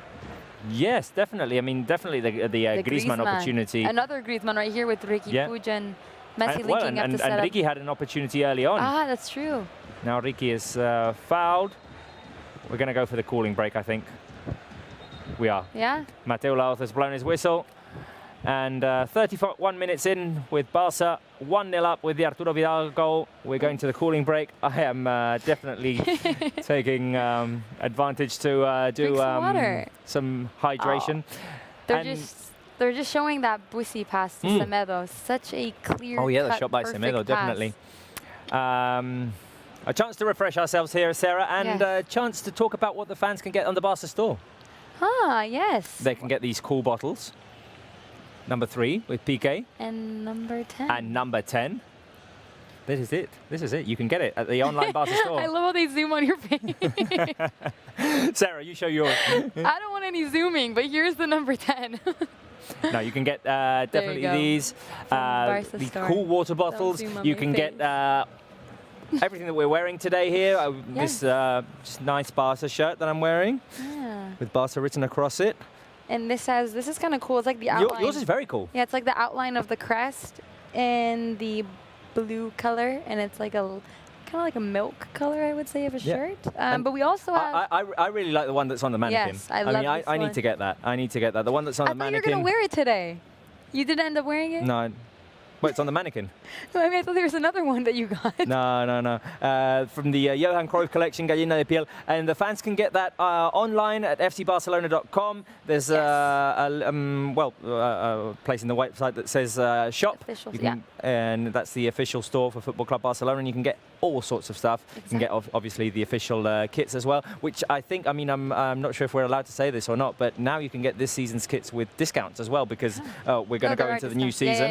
And so now's a good time to get... shopping spree. Yeah, exactly. And also, let's mention that we scored a goal 1-0. And if you want to see that goal, we'll switch over to Barca TV Plus at the end of this game, and we will be showing 3 rounds of highlights, plus Setien's press conference, as well as player interviews. So make sure you tune in to Barca TV Plus after the game. And obviously follow Barca TV Plus. Just do get your account, because there's so much cool content on there from the current first team. You've got the collection of Messi content, Suarez content, Griezmann content. You've got Griezmann's challenges with Nikola Mirotic, which are really cool to see. You've got documentaries about the past players, Andres Iniesta, Samuel Eto'o. We're currently working on a documentary about Ronaldinho, Thierry Henry. There's lots to see there on Barca TV Plus, so be sure to check it out. Exactly, and the content that you see on Barca TV Plus, it's not just that. There's going to be new content added periodically. Exactly. We're working on stuff. Yeah. I'm currently working on a Ronaldinho documentary. So awesome. And maybe that's why you knew the crossbar one, because you're watching these goals every day for work. It's my memory, Sarah. It's my memory. You do have photogenic I was at the Camp Nou the other day. The goal that I described, the Ronaldinho goal, his first goal against Sevilla, his first goal as a Barca player in La Liga. It was a great goal, and I was at the Camp Nou that day. So well, maybe that's why, because the goals that I've been at, that I've witnessed live at Camp Nou, it sticks in my memory as well. But cooling break is over. Cooling break is over, and Barca have the ball. Sarah, I'm going to make you very jealous. I was at Camp Nou the day that Messi scored 2 goals against Bayern Munich in the semi-finals of the Champions League. In 2015? Yeah. I know that's your go-to game. That's my favorite game ever. Wow. How close were you to the field? Well, actually, I was there because I was working. So I was more or less where our old offices were in the Camp Nou, because our offices used to be inside the Camp Nou. Yeah. Now we're outside of Barcelona. And we have this wonderful studio with so much space. I love it. So much and it's even more spacious now that it's only you and me instead of Julia, Mai, or Sam. Yeah. And yeah, look at it. Look at it. It's so spacious. We need to get people back in here, though. I know, hopefully soon. It's not the same without everyone. But wow, you were there at that. I'm very, very jealous. Yeah, and now because of all these restrictions with COVID, I mean, not that I'm complaining or anything, but we're not even allowed to have popcorn. We've had pizza here as well. So let's see if in the future we can get back to doing all of that. Our last game, or the first leg against Napoli, was when we had pizza. We had pizza. Yeah. Sam enjoyed that.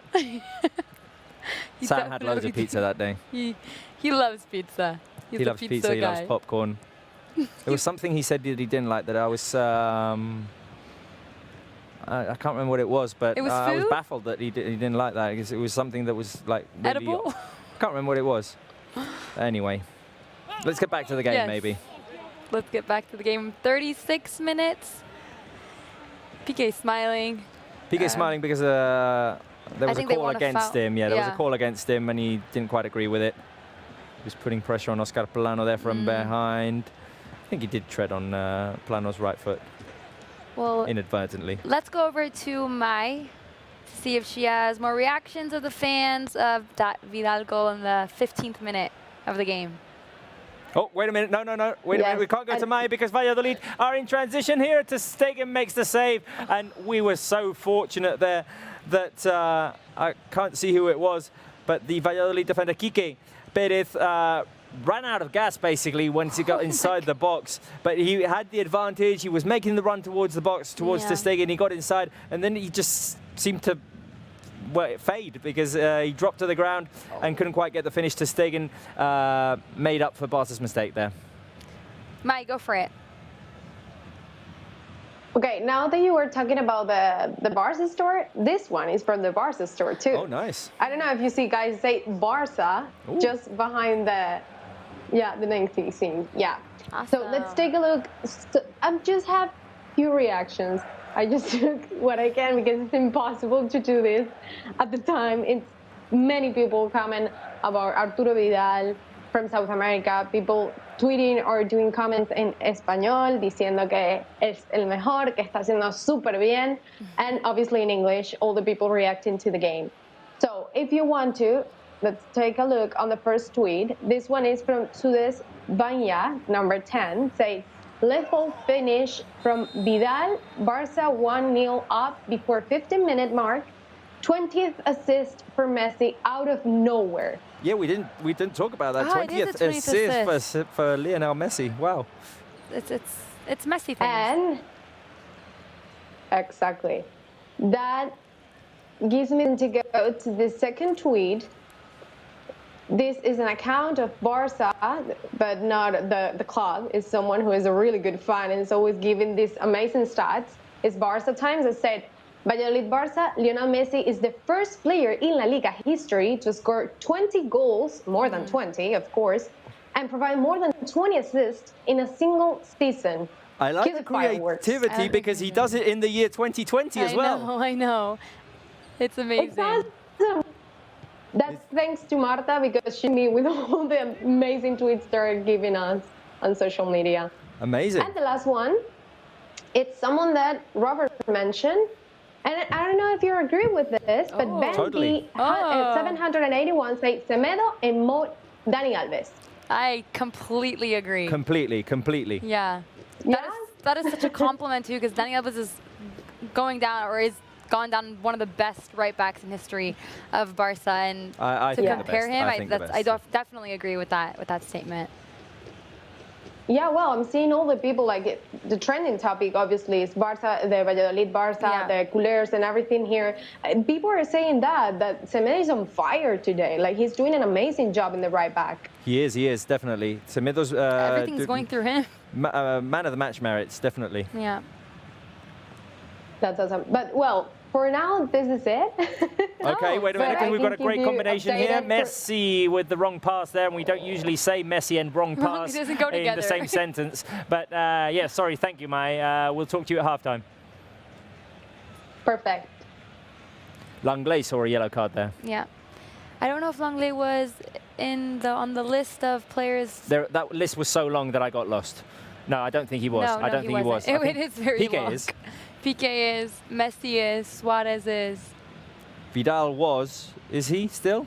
Vidal, I'm not sure. Junior Firpo is, and now we also know that Junior Firpo has received the green light. Yes, and he's on the bench today. He's on the bench today. He missed a couple of games.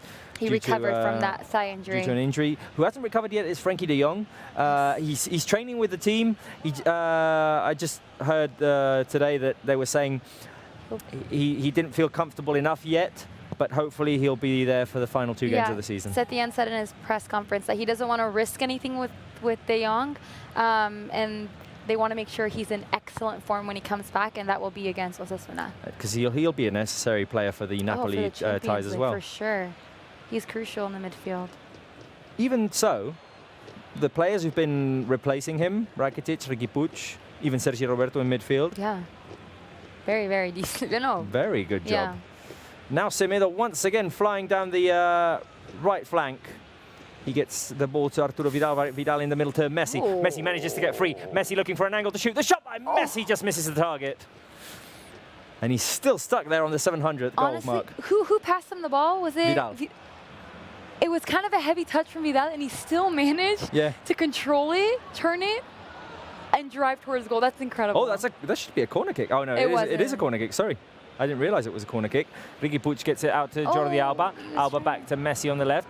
Messi back to Alba. Alba can put the cross inside. Oh, the pass inside to Messi. Here's the Messi with an opportunity to cross the ball inside. Great challenge by Sergi Guardiola to intercept the cross by Messi. Heavy challenge by Guardiola, but a necessary one if Valladolid wanted to avoid some danger there. Corner kick to Barca. What a great pass by Alba. Great connection.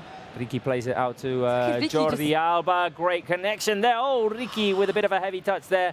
And he couldn't quite keep control of the ball once he was in a dangerous position. Barca regain it. Here is Sergio Busquets. Vidal.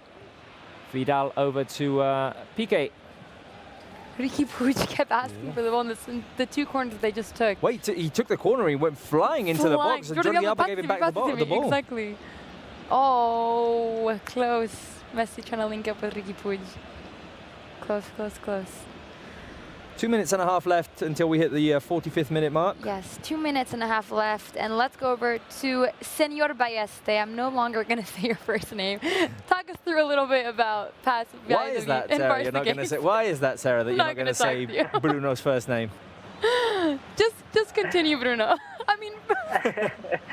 Well, we can discuss it later, but we're going to move back again to 1998-1999 season. Well, it was match day 14. Barcelona were in some problems in the league. They were 10th in the table. Louis van Gaal, the manager, was completely under pressure. Look at his face. You can also see face of President Joan Gaspar. They were absolutely in a dramatic situation in that league in that season. And there was a really important man in Barca's history who was going to change absolutely this dynamic. He scored his first La Liga goal for Barca, Xavi Hernandez, with this iconic goal that you're going to see. Look at the faces of Van Gaal and President Gaspar. In the end, Barcelona won 1-0 with this Xavi's goal. It was his first goal in La Liga for Barcelona. Oh. And in the end, Barcelona won the league in this season, and with a gap of 11 points with Real Madrid. So they were in a dramatic situation just in December, and things changed completely. And this goal of Xavi was really important because, as I was saying, Louis van Gaal was under pressure, and who knows if Barcelona didn't took the 3 points, if Van Gaal would continue in that league. It's forever been said that Xavi saved Van Gaal's head in that in that game, with that goal against Real Valladolid, and it was a turning point in the season. Barca went on to accumulate some wins. And they ended up, as you said, winning the league. Yeah, a good exchange because, also Van Gaal was the man. Xavi debuted with Van Gaal in Barca, so at the same time, it's a good exchange. Last thing before cutting this connection, you talked about Dani Alves before, comparing him with Semedo. Yeah. Well, stay tuned because we will see good things of Dani Alves in the José Zorrilla later on in a later connection. Oh, perfect. I'm excited for that. Thank you. We'll talk to Bruno. We'll talk to Bruno now at half-time. Oh, Vidal once again gets his right foot trodden on, and now there is a yellow card finally. 45 minutes. Let's see how many. Ruben Alcaraz. And he will miss the next game. Will miss the next game after seeing this yellow card. And Mateo having a little chat with him after showing him the yellow card. He did definitely tread on his right foot. That's the second time that's happened to Vidal today. How much added time are we getting in this first half? We still don't know. It's not on our screens. 2-3 minutes maybe? 2 minutes? Cooling break and a substitution. 4 minutes. 4 minutes, yes. Cooling break and substitution. Because who was it? Raúl Garcia went down injured and took a while for him to get off the pitch. So 4 minutes. Messi's going to put the cross inside. Oh, he was going straight for goal. He was going for a goal. That was so far out. I don't know if he was trying to. I don't know if it was a cross that just gradually made its way towards goal, or I don't think if he was. I don't think he would make a cross like that. Yeah, exactly. I struggled, I mean, to accept that Messi would put in a cross like that. Yeah. So I just think he was going straight for goal from way out. You know, it just shows that he can do anything. He doesn't even care about the distance. If he wants to, he sets his mind to it, and he can do it. Oh, Ricky. Bit of a bad touch there by Riqui Puig, but it's still got Griezmann. Then finally Barca lost the ball. Ooh, Busquets comes up big there. Very, very. Busquets is also getting his way on that man of the match for me. Yes. That very nice pass to Semedo it was. Yep. And now defending so well. 2 minutes, 20 seconds left in this first half. Still 1-0 up, thanks to that Arturo Vidal goal. Yes, and I want one more goal because before we go into the halftime, make Barca more confident. Exactly.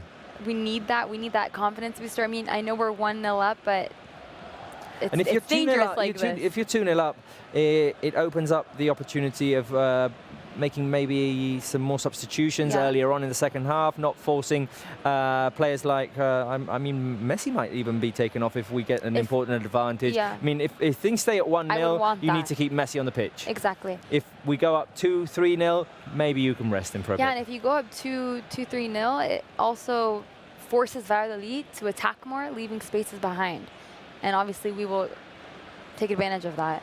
So definitely scoring goals will be to our advantage because it makes Valladolid go up. Ooh, Barca get the ball on the edge of the box. Here is Griezmann waiting for the arrival of Semedo. Semedo back to Lionel Messi. Now Messi tries to get the ball to Riqui Puig. Too many Valladolid legs there the middle, but Barca regain the ball. Regaining the ball once we lose it is so crucial. Yeah. Because we can continue our attack. It's so important. Remember with Guardiola, we had that 5-second rule? Yes. Was it 5 or 7? It was a 5-second rule, right? I think 7 rings a bell for me, but no, it was either 5 or 7. Yeah. And we would recover the ball so quickly. And that allowed us to continue our waves of attack. And that's so important. And that's what we're doing right now. Messi, Arturo Vidal. Vidal over to Jordi Alba on the left. We've seen more of Semedo than Jordi Alba today. Alba tries to put the cross inside. It's intercepted by Moyano, and this will end in a Valladolid throw-in. Vidal once again gets trodden on. Oh no, that's a replay of the earlier one. That's a replay of the earlier one. Sorry, because we just saw Vidal fight for the ball. I thought we were getting a replay of that. Quique Perez gets away from Langlais. Good help there by Gerard Piqué, and Barca regain possession. A few seconds left in the first half. Can we get the ball forward quick enough? No, because Vidal is dispossessed. Mateu Laoz blew the whistle, and I think the first half is going to end here. Yes, I think so, right? Is it finished? Yeah, no, the players are walking towards the dressing room. So at half-time, the result is Valladolid 0, Barca 1. The goal was scored by Arturo Vidal. An absolutely great goal. An absolutely great goal, and I think a very decent performance from Barca. Yes. We should be 3-0 up, maybe 2-0 up. We've had the opportunities. We've definitely had clear-cut opportunities and chances, and I think that we'll be able to capitalize those chances in the second half. Definitely, definitely. I mean, highlights of this first half, I think we've talked about it enough, but Semedo definitely making runs inside the box, being very dangerous. Nelson Semedo's had an absolutely wonderful first half. Lionel Messi creating, putting the pass inside to Arturo Vidal. He put the pass into Nelson Semedo to then cross it to Griezmann. Messi and Riqui Puig trying to link up quite a bit. We've seen it happen a couple of times, and it's been dangerous. Riqui could have scored his first goal as a Blaugrana in the first team. His shot was saved by Masip. On the whole, good Barca performance. We've managed to keep Valladolid's attacking options to a limit. I can only think of that time that Quique Perez got away running towards Ter Stegen. It looked like a one-on-one, and then for some reason he just ran out of energy, and it came to nothing. But so far, so good, I think. No, so far, so good. And I think Valladolid are making a lot of mistakes at the back. They look very vulnerable, very kind of fragile. We saw 2 times, I think, where Griezmann kind of stole the ball from one of the defenders and just drove towards goal. So it's definitely not that difficult for us to create chances and test Masip. But Masip is doing an incredible job stopping, 3 three clear-cut chances? I mean, there's the Riqui Puig opportunity, there's the Semedo opportunity, there's a cross that he intercepted from Riqui Puig to Griezmann. Yeah. Griezmann is the one thing that I'm not concerned about, but I feel like if he'd have taken that opportunity, the Semedo cross that he failed to put in when it looked like it was all in his favour. It's a shame that he didn't score that. Let's see if he gets some more minutes in the second half and manages to get over that hump. Yeah. Well, let's ask Georgina, Mai, Bruno, and Yuchen from the Penny of Blaugrana in Shanghai what they think about this first half. So I'm going to start with you, Georgina. You're there watching this game live. So what are your thoughts on these first 45 minutes? Well, I think it's been a very good first half from Barça, especially the first few minutes. The intensity that the team started the game with was absolutely great. Also, we all were expecting like a Vidal to be up front, but we didn't exactly know if the formation was going to be like a 4-4-2 or what. And we saw very early that it's Quique Setien's famous 3-5-2 with Jordi Alba and Semedo playing like in more of an up-front position, which I think has been great for the team too. And we got lucky with Arturo Vidal's goal. I think we need to score another one because we tend to struggle when we are in a 1-0 lead, and it can get dangerous. So we need to go for the second one. Exactly. But overall, great first half. No, and if we go for the second one, it just leaves more spaces at the back for us to attack, because that means Valladolid will want to score goals. I also want to ask about Vidal's goal. I mean, it's his 8th goal this season, so the midfielder is doing pretty good in front of goal. You know that I am a big fan of Arturo Vidal, and I like to see him in the lineups because I think he brings a lot more to the team than a lot of people think. Yeah. But I was really happy with his goal, and well, I don't know if he will make it through the whole 90 minutes, but for now, he's been doing great. Yes, and hopefully maybe a Riqui Puig goal. Yeah, hopefully. Mai, we're very happy with Barca's performance in this first half. Are the fans happy with the performance? Yeah, and everyone's talking about that Vidal's goal, the Semedo's performance, Riqui Puig too. Everyone's happy that someone, maybe La Masia, is in the starting lineup and doing a great job looking for Messi, for the pass. So I think that people are liking what they're seeing. Definitely. And obviously, Mai, we know that you're someone who appreciates Arturo Vidal's efforts as well. That was a great goal. Because I know, like, probably he's not the type of game that Barca used to play since many years ago. But what I really like about Arturo Vidal is he's always fighting and doing her best and running the entire pitch from the defensive line until the end and helping Messi to score too. So that's why I really like Arturo Vidal's effort. Bruno, what do you think that Barca can do in the second half to try and consolidate this lead and make it 2-3-0? Well, today we don't have Ansu Fati in the bench, but actually he has played a game this morning with the B team and he has been brilliant in the Ciutat Esportiva, a friendly, so he has been brilliant. But we have other players in the bench, and of course I think the key is going to be to score this second goal. We had some good chances in the first half, but I mean, I think we don't have to worry. The chances will continue coming, I think, in the second half. And if Barcelona continues controlling the game and with some fresh legs in the second half, I think it has to be okay to win the 3 points today in Valladolid. Thank you, Bruno. We'll be talking to you in the second half. Perfect. And Yuchen, I want to ask you, I mean, it's 1-0 up. We're 1-0 up, but I mean, we've had plenty of clear-cut chances. Hopefully we can capitalize on those chances in the second half and score a couple more goals. Yeah, of course. It seemed like every time we got the chance, it just lacked a little bit of luck. And I also want to congratulate Messi for reaching 20 assists for one single season in La Liga. Yeah, that's a kind of record. So no, it's awesome. Right. Yeah. Yeah, he scored more than 22 goals, right, in La Liga so far this season, and now he's reached his 20th assist. So it's incredible from our number 10, the GOAT. Yeah. All right, well, we will talk to... all four of you guys later on in the game. We're going to take a quick breather. We do need a breather, don't we, Sarah? Yes, I think we do, because it's really warm in here. It's really warm in here, so let's go for a quick break, and we'll be back in a minute. And we will leave you guys with some exclusive cool content that you can find only on Barça TV+. So enjoy. Welcome to Barça TV+.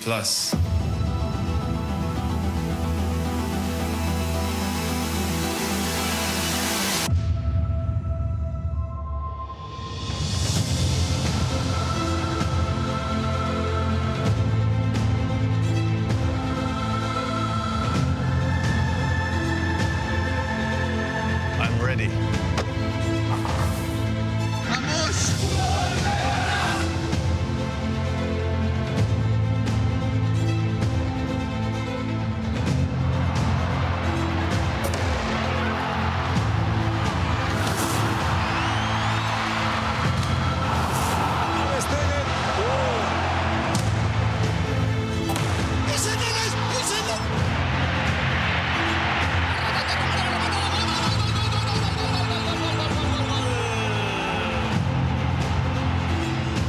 Creo que fue un día de entrenamiento, empezamos a tener nuestra amistad. És el que sentia i també perquè s'ho mereixia la Vidal. Llevo toda mi vida aquí y decir adiós a lo que es mi casa y mi vida es muy complicado. És el record després dels anys. Si els records s'esborressin, no tindria sentit lluitar cada dia.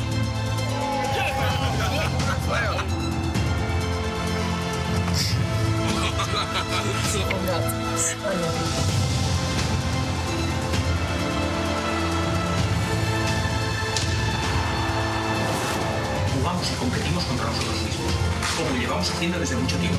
Y hay que volver a demostrarlo. Vamos a por ello.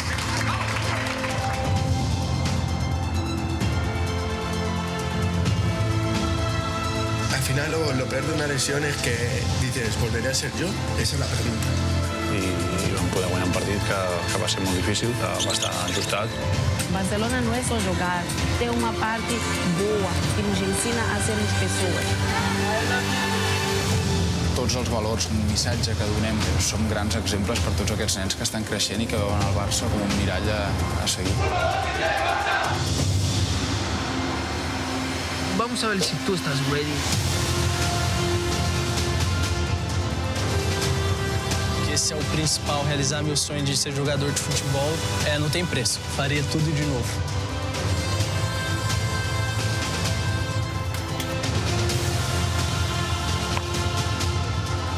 A día de hoy quiero seguir creciendo y quiero seguir sumando para que el Barça consiga todos los títulos posibles. El tio volia els 100 punts i els 100 punts es van fer. Fue un golpe durísimo para todo.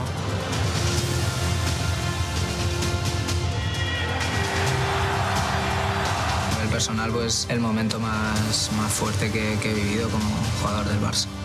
El Barça es mi casa. Manga corta, pantalón corto, ya preocupado para vivir. Lo meto yo al primer gol y digo, ¿pero qué nos está pasando? Era increíble.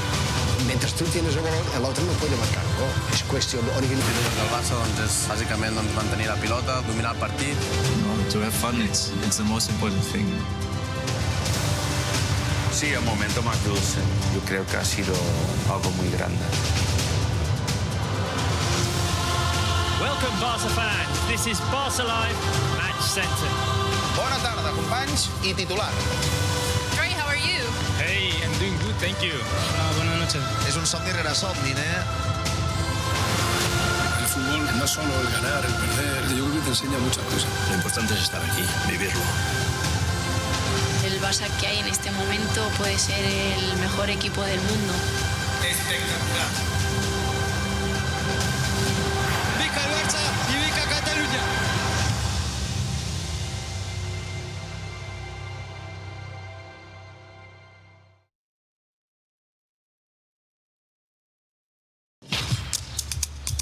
Nikola Mirotic te reta en el Palau. Mirotic spinning away for him. ¿Estás ready? Mirotic and the one-handed throw down. I'm ready.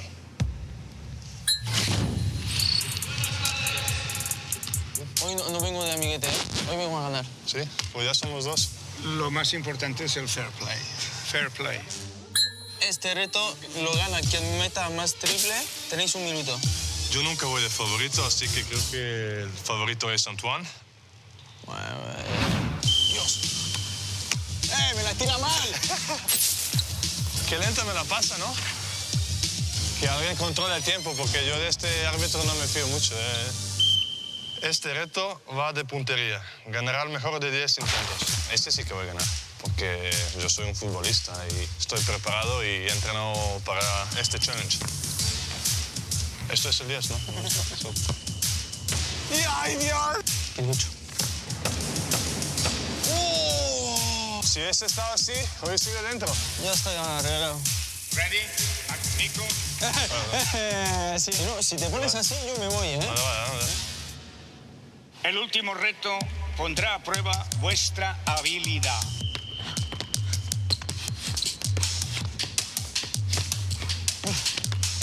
Voy a ganar yo. Fácil. Muy fácil. Sí. Espera. Sí, ahora puedes.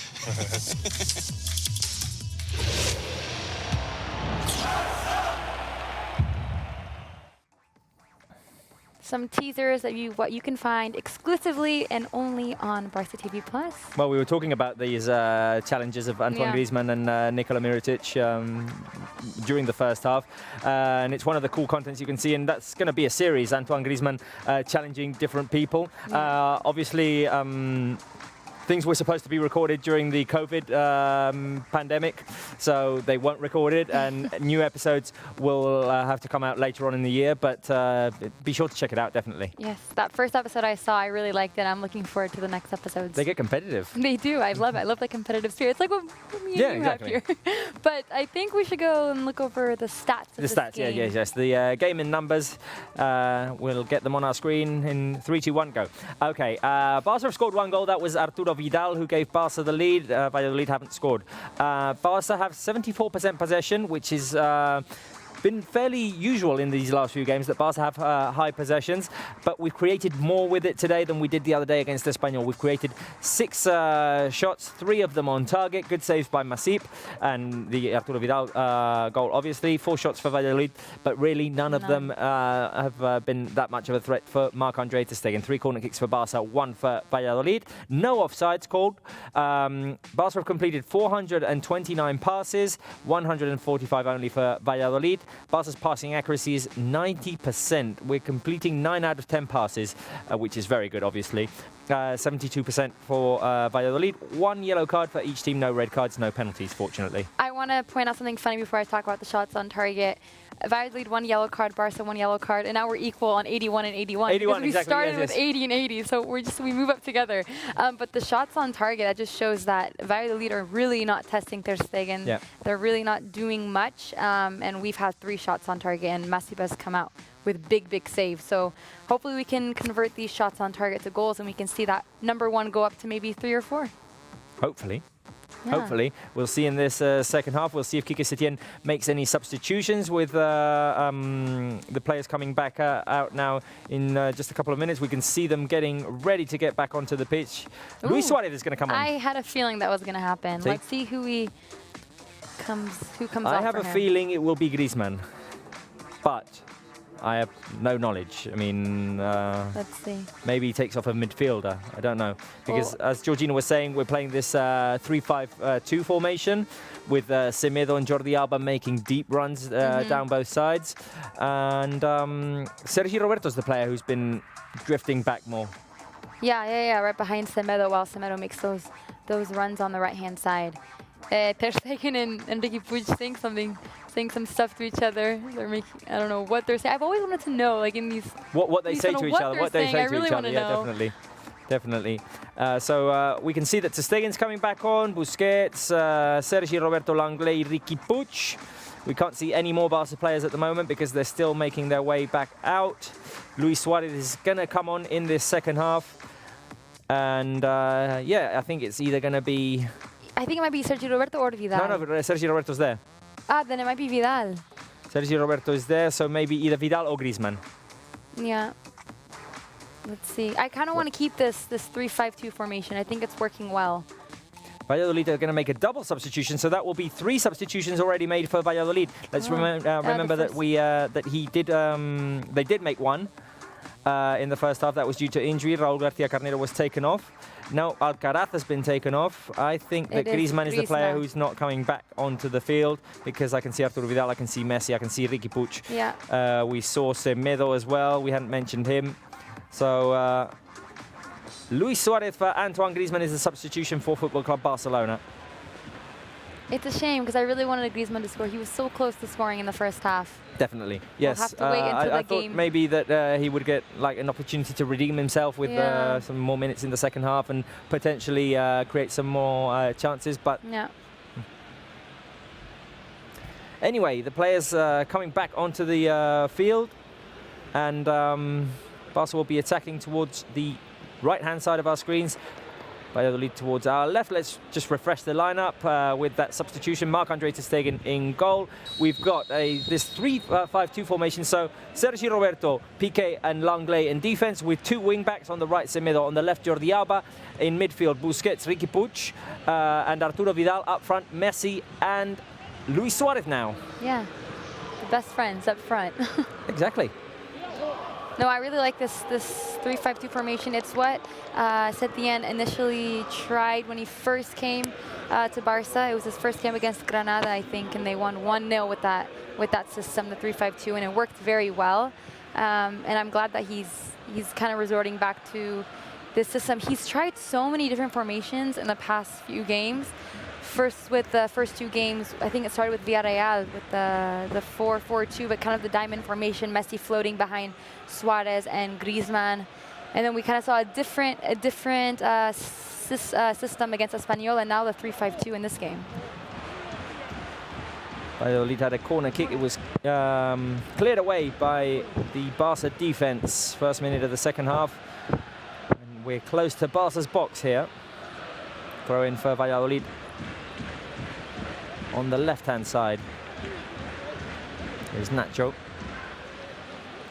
I didn't quite see who the Valladolid substitutes were. We'll have to see if we can find out. The cross inside. Oh, and Alba with the interception there. Oh, he got so scared. He got up. He's like, did I mess up? Oh, wait a minute. We've got the Valladolid lineup on our screens right now. So who's coming? Hervías and San Emeterio have come in. Oh no, San Emeterio was already playing. Sorry. Enes Unal has been. Yep. Their attack just got stronger. Unal and Hervías. Let me write that down. Oh, Piqué clearing that ball outside of Barca's box. Suarez picks it up in midfield and gets it to Leonel Messi. Messi tries to keep control of it. Under pressure, he is fouled. He's so good. I just want to see that replay again. He's so good. He brings the ball. I don't know if it was in midair. Look at that. Look at that. He turns it around, just shielding the ball and protecting the ball with his body. And at the end, you can't stop him. You have to foul him. It's incredible. Javi Sanchez had to foul in there. And Barca have the ball. Here is Piqué. Back to Marc-Andre ter Stegen. And Lenglet tries to play the forward pass with Arturo Vidal. Here is Sergi Roberto, who has Semedo on the right. It's very clear now, that 3-5-2 formation. Yeah, for sure. Sergi Roberto over to Jordi Alba. Alba gets inside with a great little move. Messi, the combination, tries to get it to Luis Suarez. Valladolid's defense clear it away. Now Lenglet protects the ball and Sergi Roberto gets away with it. Sergi Roberto makes a forward run inside to Luis Suarez. Suarez plays it out wide to Nelson Semedo. Can he get there first? Yes. Semedo keeps control of the ball and passes it back to Gerard Piqué, who's in Valladolid's half.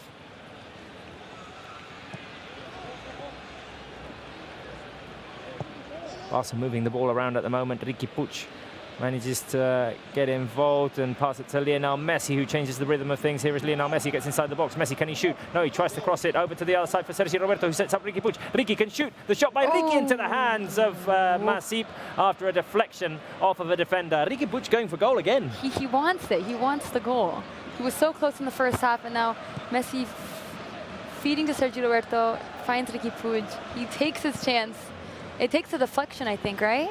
And yes, Messi it took stops a deflection. yeah. It took a deflection, definitely. Oh, well, it'd be amazing if Riqui Puig got a goal. His first goal, right, in La Liga this season would be incredible. Definitely. Definitely We're deserved. waiting for it. Yeah. We're waiting for it. Because he's just deserved. Every minute he's played, I think he's deserved it. He's been so good. And whenever he does come on, it's kind of like the turning point for Barca, and they change things around. He brings so much to the midfield and helps so much in the attack. Definitely a player for the future for Barca. Definitely a player for the future for Barca, as is Ansu Fati, who today is not playing, just in case the fans are asking, because he is suspended because of that red card he saw against Espanyol. Unfortunate for Ansu, because he'd only been on the pitch for 2 minutes. Yeah, it was barely any time he was on the pitch and he got sent off. I'm not sure if maybe that was his first action in the game. Oh, Messi playing the through ball to Luis Suarez. Here is Suarez, who tried to get it to Vidal. Suarez waiting for Messi now. Suarez tries to put the ball inside, and it's cleared away by the Valladolid defense. You know what I thought he was going to do? His signature where he like stops and does the curler into the goal. That's what I thought he was going to do. I thought that Suarez was, after the first failed attempt to pass it to Vidal, I thought he was just going to take it himself. Valladolid making a move forward. On the right-hand side, the cross it bounced off of Langlais and caught in mid-air by Ter Stegen before it went out for a corner kick. Riqui Puig moving forward, waiting for support. Vidal to his right.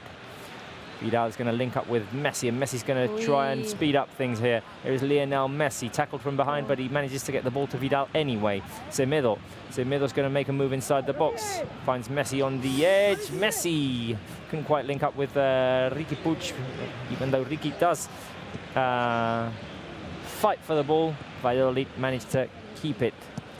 All right, I think it's the perfect time right now to go to Mr. Balleste, who will talk more about past games between Valladolid and Barca.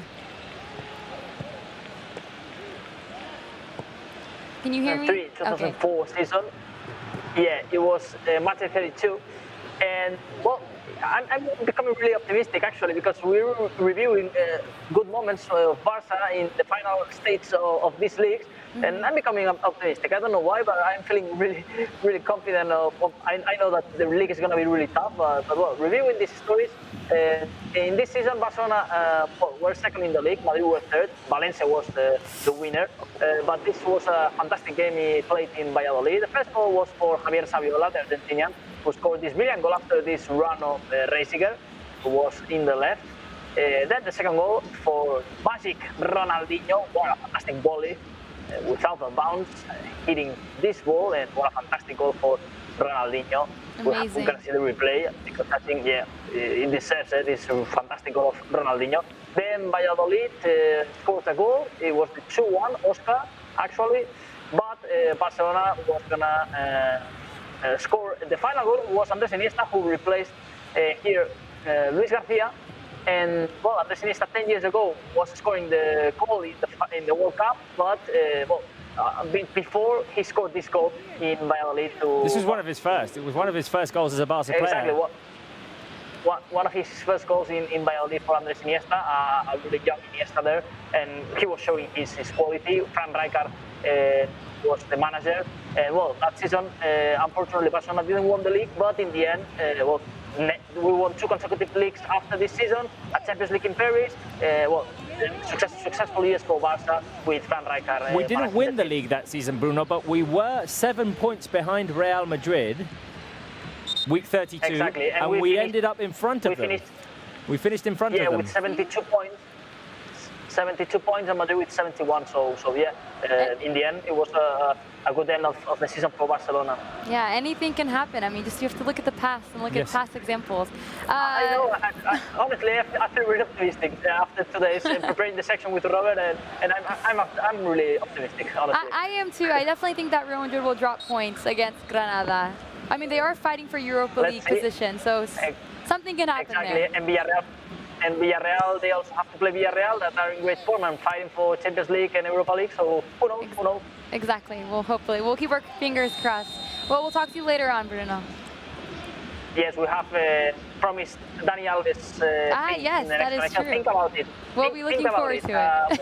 A great moment of Alves in the José Zorrilla. Guess what happened? Okay, perfect. We'll talk to you shortly.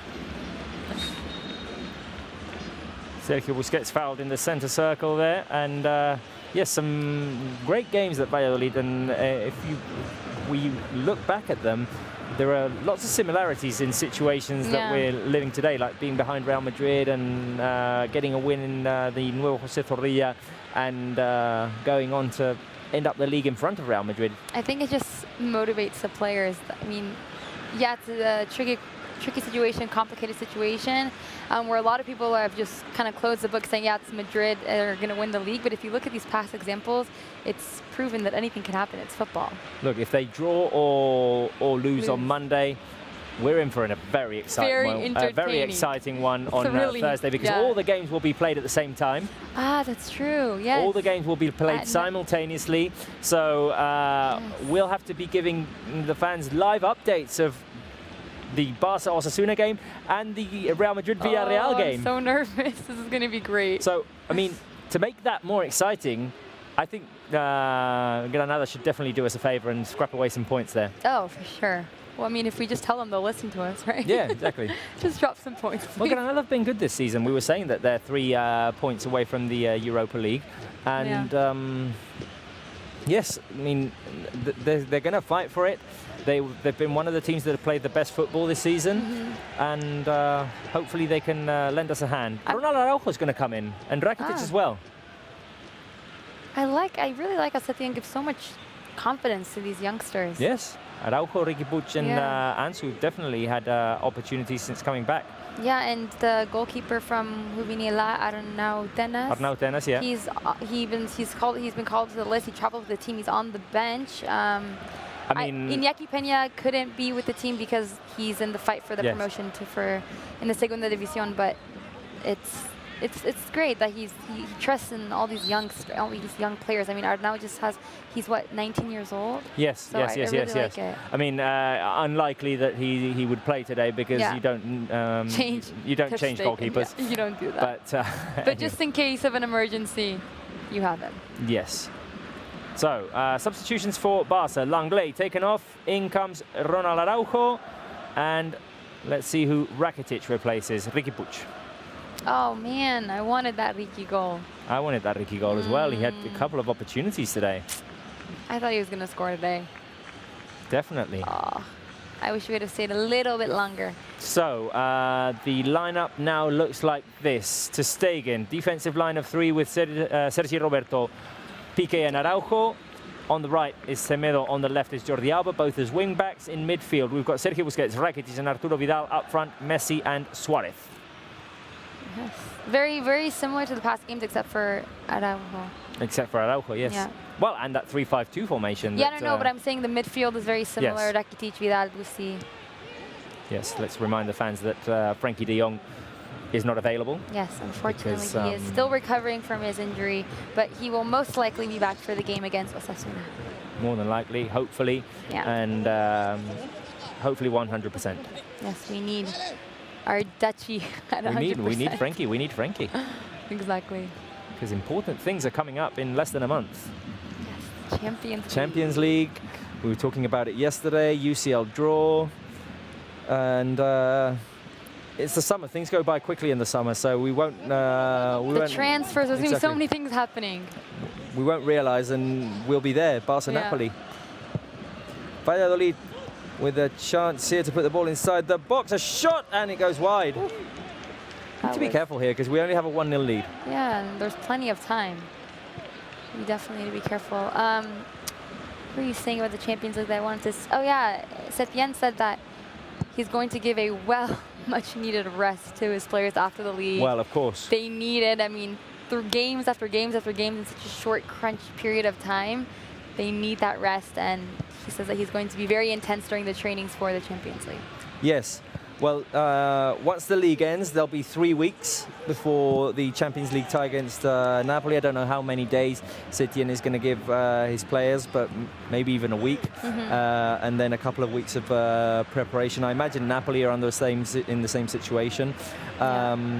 So, yeah, the thing is, what's important here is that we have 3 weeks to focus on one game. Exactly. And I do want to point out, if we beat Napoli, hopefully, and we end up facing Bayern Munich, do remember that the Bundesliga will be, I think it's over, or it's over, right? The gap for them is a lot longer. Yeah, and we can definitely Plus, use they that don't to our have that advantage. extra game. So, oh no, sorry, they do. No, they're facing Chelsea.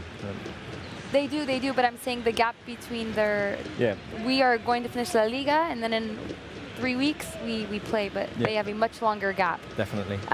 But let's go over to Maya Rostro and see what she has to say about these first opening minutes of the second half. Hello, Sarah. Yes, well, I'm not watching that much because I'm seeing all the comments and the things on social media. I want to remind the fans that if they want to write anything on Twitter or any social media, they have to use the tag Couleurs, only for Couleurs. And obviously, they're doing a lot of comments on the YouTube channel. Sorry, Maya, cross inside the box. A chance and the save by ter Stegen. Wow. Valladolid had a chance at the set piece. The cross came in from the right-hand side. There was a header by Sergi Guardiola, I think, and ter Stegen denied him with a fantastic save. He flew out like a cat there. Such fast reflexes ter Stegen has. Another chance for Valladolid to put the ball inside the box. It's a goal kick, and Valladolid will make a substitution. Sandro Ramirez will be the player who comes in. Maya, back to you, sorry. Yeah, I was listening well, it was like, I don't know what's that sound. It's like an airport or something. No, like it's for ter Stegen Airlines. It's ter Stegen Airlines, yeah. Yeah, I know. Yeah, but that sounds for an airport. No? Yeah, exactly. Yeah. It's the flight that's departing. Because it's ter Stegen Airlines. By the way, we need to recover the hashtag ter Stegen next captain. Yes, please. we do. I love it. It's really important. Yeah, let's take a look on the fans, the comments. We're going with this one. The first one is Alo, I think it is. I am from United Arab Emirates, watching every live, every day. Please show this on screen. I'm doing my job. We did. I'm showing. We did. And hello comment. to you, Alo, from United Arab Emirates. Yeah, amazing. Thank you for watching us at that time, because I can imagine it's really late there. Yeah, what we can't show on screen, by the way, and we haven't said this today, but I mean, I just assume that people know, is that we can't show the game, obviously, because we don't have the rights to show the game. We wish we could, but we try to keep you as informed as possible, as always. Exactly. Thank you, Robert. Okay, the second, Stacy Blaugrana, is what I said to you before, guys, is Riqui Puig made in La Masia. I think everyone's super happy to see what Sarah mentioned before, like all the youngest playing and having the chance, the confidence to be next to the best players in the world and fight for La Liga, because this is not over. Yeah, exactly. Maya, sorry, I have to interrupt again, because now Barca have a chance at the set piece. Leonel Messi could go for goal. He knows how to score against Valladolid. He knows how to score against Valladolid. He's 29 meters away, and he's far out on the right-hand side, further out than you'd usually, from the place you'd usually see him take a free kick from, but he could still go for it. He could put the cross inside. Here is Lionel Messi with the shot, and Masip has to clear it over the crossbar. He was going for goal. He was going for goal. He was going for goal. He was going for goal. Oh, God. He wants another free kick goal. Masip knew he was going for goal, definitely. He made the run and cleared the ball over the crossbar. Wait a minute, because we'll do the corner kick first, and then we'll go back to the comments. Don't worry, I'm quiet. 63rd minute, sorry. Lionel Messi, he could go for goal here as well, because he's been trying in the last few games. Messi crossing it from the right-hand side. Here it goes. Masip punches it away. The ball up in the air, and it's going to be a throw-in for Barca. Maya, keep going. Okay, then the third comment is from Rosafa. Is that our friend now, right? Oh, I love Rosafa. Yeah. She said, love you guys. I love the goal by Vidal and the pass from Messi. Thanks for reading my tweets, and you guys are doing a very good job. And I love Sarah's, Robert's, and Maya's merch. Love you guys. I know my name is a little bit confused, and obviously I'm not expecting everyone to know how to pronounce it or write it, but actually it's Mae. It's M-A-E. But thank you a lot, Rosafa, for always Yeah. For always tweeting and sending your comments all the time and all the social medias, actually. Yeah, no, we really appreciate the support, Rosafa. Exactly. This one is Deepa Gaikar that say win this match to be alive for the title. That's really important. Yes. And I think our goal now is to have 9 points out of 9. That's the only thing that we have to be worried about. Yeah. Every game is a final. Exactly. And last but not least, I want to promote Barça TV Plus because we're going to have the best post-match ever with the reactions, the press conference, the stats by Robert, which are the best, the comments by Sarah, which are the best, and all the amazing content you're going to find on that website, on that place. You're going to have everything in your life from the players, from other categories, all the series, documentaries, everything you want is a Barça TV Plus. I kind of want to just like record what you just said. Well, it's being recorded. You just always show it whenever you want to talk about Barça. Exactly. That was amazing, Mai. No, obviously I'm doing this because all the fans need to go there if they want to see the best content ever. I promise. And you can have it in your phone, in your TV, whatever you want. Anywhere, you can have it anywhere. Everywhere. Be sure to watch the highlights definitely on Barça TV Plus. We'll be there for you. Thank you, Mai. We will talk at the end of the game. Yes. Right. Yeah, so if you guys want to tune in to the post game, we will have highlights. We will show Vidal's goal and hopefully some more goals. Sethian's press conference, interviews with the players, and analyzing the game, looking at the stats. And you'll get to see that amazing goal by Arturo Vidal and probably this amazing save by Marc-André ter Stegen. Yeah, the save and the save before too, and it's all from Enes Unal. Always Enes Unal, from yeah. him. I'd said it was Sergi Guardiola before, and no, it was Unal. Yeah. He's come on in the second half, and he's definitely testing.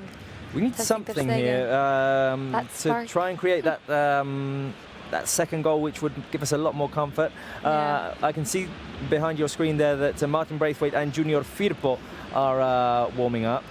So maybe both of them get the opportunity. Barca have two substitutions left, so they could be potentially those two substitutes. All right, well, we've been wanting to know what Mr. Balleste has been telling us. He kept teasing us about this whole Dani Alves story. So, Senor Balleste, take it away about Dani Alves comparisons or whatever you wanted to say about Dani Alves. Let us know, Bruno. The moment has arrived. We're going to see, I think, one of the best Dani Alves goals with Barca shirt in a game where that Barca won 3-0 in the José Zorrilla. It was 2009-2010 season. We're going to start with, before Alves' goal, Xavi Hernández again scoring in the José Zorrilla after this really good combination of Barca from the back up front. It was amazing to see all these moves because there was a brilliant combination, and in the end Xavi ends with a fantastic finish in a kind of volley also. A really good goal of Xavi Hernández, but look at this second goal that is going to come right now. Pep Guardiola expecting something from the bench, and look, Dani Alves with Messi combining from there. And what's going to do Dani Alves from this point? Cross or going on target? And in the end, the ball goes and finds the back of the net. It's just amazing. We're going to see the replay now. Alves is laughing. Probably there was a joke. No, you were trying to cross the ball, you were trying to finish, but in the end, it was just amazing. And the third goal was going to be scored, who else if not Leo Messi, after this great assist of Zlatan Ibrahimovic. Zlatan Ibrahimovic, just for one season in Barcelona, but I think, from my point of view, a bit underrated because he scored plenty of goals. He was decisive also in a Clásico that they scored in a 1-0 for Barca. And I think, he's a great player, and he did a great job at Barca. Just unfortunately, he was here one season for lots of other reasons, but I think if we just focus on football, he was a fantastic striker, and he did a great job in just one season. More than 20 goals, he scored around 25 goals in the league. So and sorry, these final matches were about the league. That Barcelona in the end won in match 38 against Valladolid, but in the Camp Nou. And unfortunately, Valladolid relegated in that game, but Barcelona won the league, and they won 4-0 if I don't miss in this match 38. So another good memories against Valladolid. This is the final connection, this historic section. But well, as you have seen, great moments against Valladolid. Yes, great moments, great memories, and hopefully we can continue that today. We're 1-0 up, but hopefully we can score a couple more goals before the final whistle. Bruno, I know you're going to go to the press conference to be asking our head coach, Quique Setien, after the game, his thoughts of the match. Yes, we're going to take a virtual seat, and we're going to be ready for the press conference. Perfect. Thank you so much. Thank you. Okay, bye. Great memories, as always, in our past encounters against teams, in this case Valladolid, and what a goal by Dani Alves. I mean, if Semedo did that today. Man of the match, man of the week. Yes, exactly. Oscar Plano making a move forward. The cross is deflected by Semedo, and there's going to be a corner kick for Valladolid. With Unel's addition to the team, I think it's made Valladolid a lot more dangerous. A lot more dangerous, and they're testing Ter Stegen. It's not just shots that are going outside of the area. It's very perfect. Ter Stegen hadn't had to make a save in the first half, and now nothing, and now two already. Made a couple already, and now Valladolid putting the ball into the far post. Piqué heads it away. Rakitic as well, and now Barca have a chance to run. Suarez fighting for it. He goes in for a tackle, and he's going to be shown a yellow card. Oh, well, if Suarez does see a yellow Is he? card. Oh, it looked like Mateo was going to show him the yellow card, but no. Okay, because he is one of the players that could be suspended for the next match if he picks up a yellow card. Could have been a yellow card. Could have. Junior Firpo's going to come on. We haven't seen him in quite some time. I'm glad. That great save by Ter Stegen we've got a replay of now, and those are actions that you'll be able to see in post-game, Sarah, on Barca TV+. I was about to say, that amazing Ter Stegen save. If you want to see that, well, just head over to Barca TV+ once this game ends, and you will see 3 rounds of highlights, interview with the players and our head coach, Setien, and we'll be talking all about the match. All you need to do, if you're watching us on YouTube, on Facebook, all that, is go to fcbarcelona.com, go to Barca TV+, and if you don't have an account, sign up. Subscribe, it's really easy. sign up. Subscribe. Very easy, yes. And 1, 2, 3, and enjoy the post-game. Exactly, and enjoy the highlights. The wonderful Arturo Vidal goal, by the way. Here is Lionel Messi driving forward. He has Suarez to his left. Alba is there to help him. Suarez picks it up and passes to Rakitic, who moves it over to the right for Arturo Vidal. Barca taking their time at the moment. Yes, I think we were a bit more livelier in the first half. Definitely. I kind of want more opportunities, more chances to test Masip a bit more. The first half was definitely better. Oh, great ball movement by Barca. Here is Luis Suarez that goes around and he goes down. Is he going to call it? I don't think he's going to call it, no. He's not going to call it. Suarez wanted a corner kick. So it's a great pass inside by Rakitic inside the box. Suarez thinks that the ball came off of the defender. No, it didn't. But there was a touch on Suarez there. Was a touch, and I don't know why no one's talking about that. I mean, not even Suarez is complaining about it. Yeah, that's really weird. That's strange. That's kind of weird, yes. I mean, that could have been a penalty. There was clear contact on him. That's strange that Suarez didn't say anything. Yes, I mean, I find it weird that Suarez didn't say anything. He was complaining that he wanted a corner kick. He wanted a corner. Yeah, he wasn't complaining for a penalty. Interesting. Junior Firpo is waiting to come on. I'm sure we're going to get the cooling break in just a minute. 72 played, and it's still 1-0. Arturo Vidal gave Barca the advantage after great bit of team play. An assist by Leonel Messi, his 20th of the season, 22 goals and 20 assists. Yes, I think there's a stat that we have here, and it is from Tom. He says, Barcelona's Leo Messi is the second player to score 20 goals, to score more than 20 goals, which is 22, and provide 20 assists in a single season in the top 5 European leagues in the 21st century, after Henry with 24 goals and 20 assists. Oh, wait a minute. I passed by Sergio Roberto inside the box to Jordi Alba. Yeah, Thierry Henry was the only other one who had done it. It was in the 2002-2003 season when he was playing for Arsenal. So history is being made. He just keeps breaking records. It's like a ordinary day in the office for Leo Messi. And we've got a replay once again of that action with Luis Suarez inside the box. In fact, it could have been a penalty, and it could have been a corner kick as well, because it did bounce off of the legs of Javi Sanchez. I've always wondered, can can they say VAR now and look back out even though the game has resumed and a couple minutes have passed? I'm not sure. Okay, wait a minute. This is an interesting substitution because Busquets is taken off and Junior Firpo comes on, and I'm not sure how this leaves the team right now because we've got potentially 2 right backs on the field and 2 left backs on the field as well. Unless Sergio Roberto moves up into a holding position. Okay, so no, we're still with that playing with that 3-5-2. The back 3 is Araujo, Piqué, Junior Firpo. Okay. Semedo on the right, Alba on the left. In midfield, we've got Rakitic, Vidal, and Sergio Roberto. Up front, Messi, Suarez. Wow, Setien really moving things around. It's confusing us, but I like that he's trying out all of his options, knowing that that Champions League is. I mean, these games are very important, but he's also thinking about the Champions League, and he's trying to. Here's Sergio Roberto with a chance to run. He has Suarez to his left. The ball goes over to Jordi Alba. Alba is going to put the cross inside, looking for the run of Messi, who is already there. It's a corner kick. Come on, 74 minutes. We need a goal. Just over 15 minutes remaining until we get to the 90th minute mark. Barca are going to have a corner kick on the left-hand side of the attack. Then Rakitic is going to take that. That's the armband. Is it any different than why? I don't know why it looks different to me. I think it's the same. Yeah, I don't know why. I'm just tripping.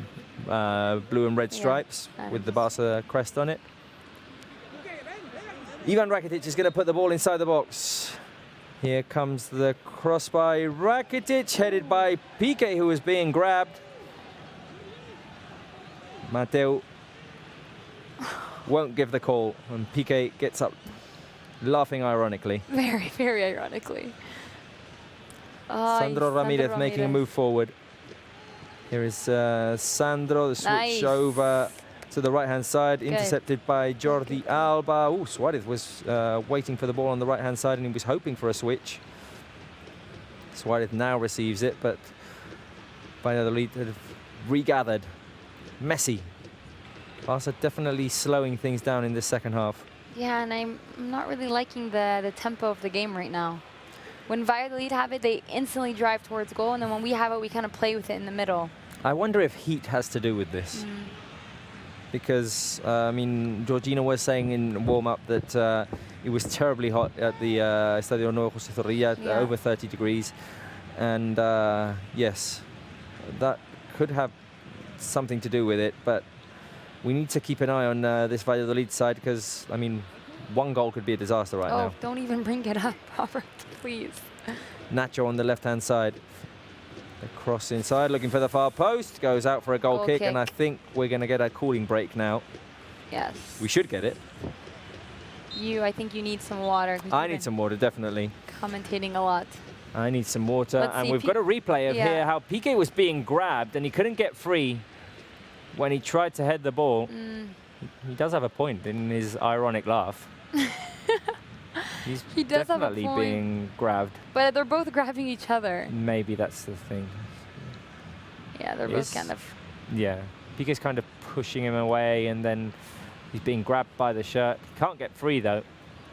Anyway, cooling break. Time to talk about what the fans can get at the Barca store, Sarah. Yeah. Go online to fcbarcelona.com. You can get these very cool water bottles. Number 3, Piqué. Sarah, you've got number 10, Leonel Messi. I have the GOAT's water bottle. So you can get these definitely at fcbarcelona.com and go there and you can purchase this. You can purchase the shirt I'm wearing.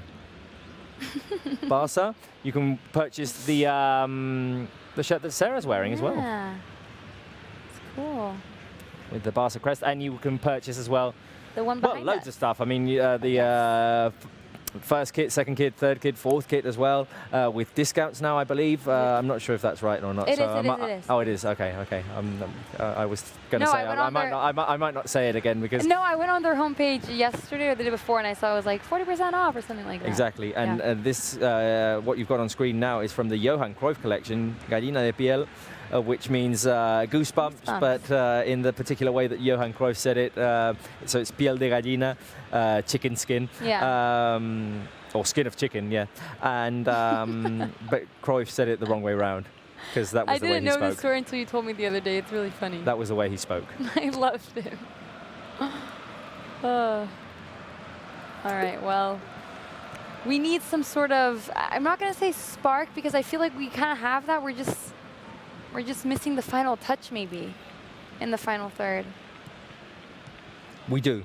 And the game has slowed down, which doesn't benefit us. No, not at all. And it probably is the heat. But Valladolid are going to go for that goal. Maybe that creates some more space for us. Yes, exactly.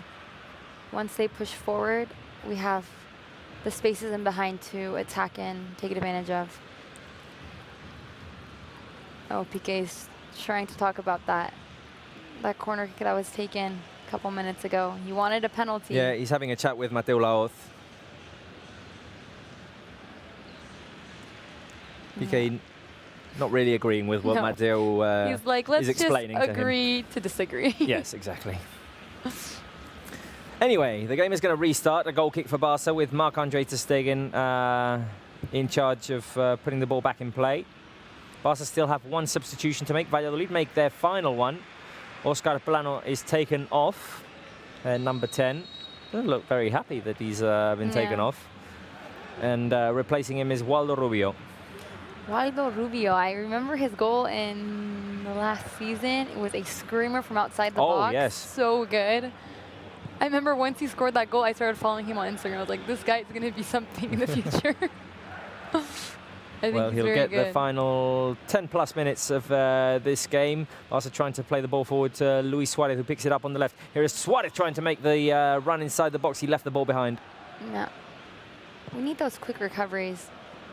If we lose the ball, get it back and continue attacking. Throw into Barca, and let's not let the fans forget, Sarah, that they can follow or they can see the highlights of this game, the fantastic goal by Arturo Vidal, in post-game on Barca TV+. As well as that, you can see the players' interviews, Quique Setién's press conference, our reactions, analysis. It's all on Barca TV+. So once this is over, wherever you're watching, YouTube, Facebook, or if you're already watching us on Barca TV+, you don't have to move. But if you're watching us anywhere else, move over to Barca TV+. You can find it on fcbarcelona.com. There's a link in there, and you just have to subscribe. Yeah. And so if you aren't a member, subscribe. So right when this game ends, we will be heading over to Barca TV+, and you can watch us there. And if you already are a member, well, then just log in, and we'll see you there. Subscribe is a word that I find tough to say sometimes. So, because I think, because like maybe the British accent, how do you guys subscribe? Say, no, but I've heard some people say like subscribe before. Oh, without the B. The B is silent, and I'm like, it's subscribe, but maybe that's just how British people pronounce it. I think it's just when it's in the middle of sentences, when I'm trying to say it quickly. If I say the word on its own, subscribe, no trouble. Just say sub it. Get on there. Get on there. Get on there. So, corner kick to Valladolid. The cross inside the box, headed up in the air by Gerard Piqué. Sandro Ramirez is going to pick it up on the edge of the box. I don't like that Valladolid are in our half so much in this second half. Here comes the cross, headed away by Junior Firpo, and he was fouled. So, Valladolid will not get the corner kick that was coming from this. Junior, I think, received an elbow to the face there. Yeah. Yeah, this is making me very uneasy knowing that they're attacking like this, creating opportunities, finding crosses into the box, and it's what? It's definitely what they're looking for. It's what we've seen the most from them. Yeah. Crosses inside the box, looking for the likes of Enes Unal, for example, who's had 2 headers saved by Marc-Andre ter Stegen. We just got a replay there of a wonderful switch by Leonel Messi over to Luis Suarez, who then tried to get himself inside the box and left the ball behind. Yes. But the awareness of Messi there to make that pass. Amazing, amazing. And I'm sure Mai is loving this from our favorite, Leo Messi. Whatever Messi does is fine for me. Everything's perfect. Such a magician. Exactly. It's Messi. What else? What are the fans saying? I mean, it's still 1-0. If you have any sort of reactions from the fans? Yeah, we have a lot. Oh, okay. I'm going to show you these comments. The first one is from Minter that say, I love the live streams you all are doing.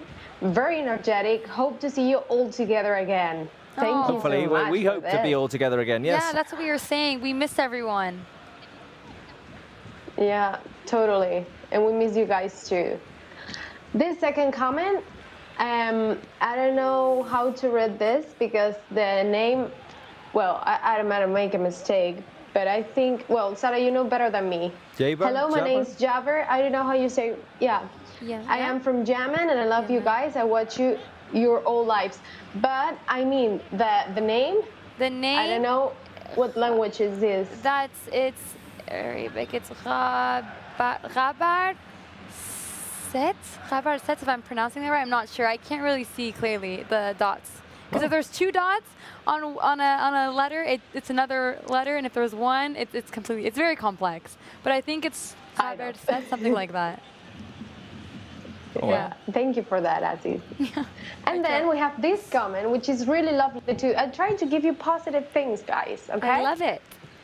This is from Calvin Kiluban. Let's say Kilubam, Kilubam. I don't know how to pronounce the last name either. I thank the technical team who made us like this good moment for the match live. I love you, and I love my team, Barcelona, and I am in Africa, precisely in Democratic Republic of Congo. Oh, nice. Awesome. Well, hello to you, Calvin, and from Congo. Such a sweet, exactly, and really sweet messages. All the people like, love you guys, you're the best. I love to see all the lives. I mean, I know we do get some complaints as well that we don't show the game, and players, people are frustrated that we don't show the game. But we appreciate the love from some of the other fans as well. And to those who are posting comments of show the game, we can't, guys. We wish we could. We wish we could just be here, sitting here, talking in the same way that we do, but actually showing the game, and you didn't have to see us instead of the game. But we can't. We don't have the rights. Sorry. But we can show highlights. We can show highlights. That's the only thing. After. Exactly. We're going to show highlights, and then if you want to, on Barça TV Plus, sometimes we're doing live the press conference of Quique Setién, the training session. Oh, wait a minute, Mai, I'm interrupting because Messi's driving forward. Messi looking for an angle to shoot. Messi gets inside the box and is finally dispossessed. Sorry. It was close. It was close. It was close. Close. Do you have anything else, Mai? I love these positive messages you're giving us. No.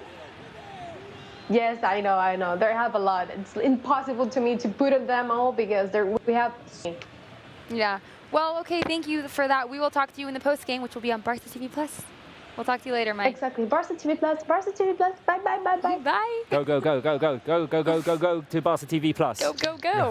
And getting subscribe late. Subscribe, exactly. Subscribe to Barça TV Plus, and you can see the highlights of the game so far. Only 1 goal, but it was a beautiful goal. It's worth seeing. So go over there in post game to see the highlights, to see the player reactions, to see the press conference of Quique Setién, and a lot more.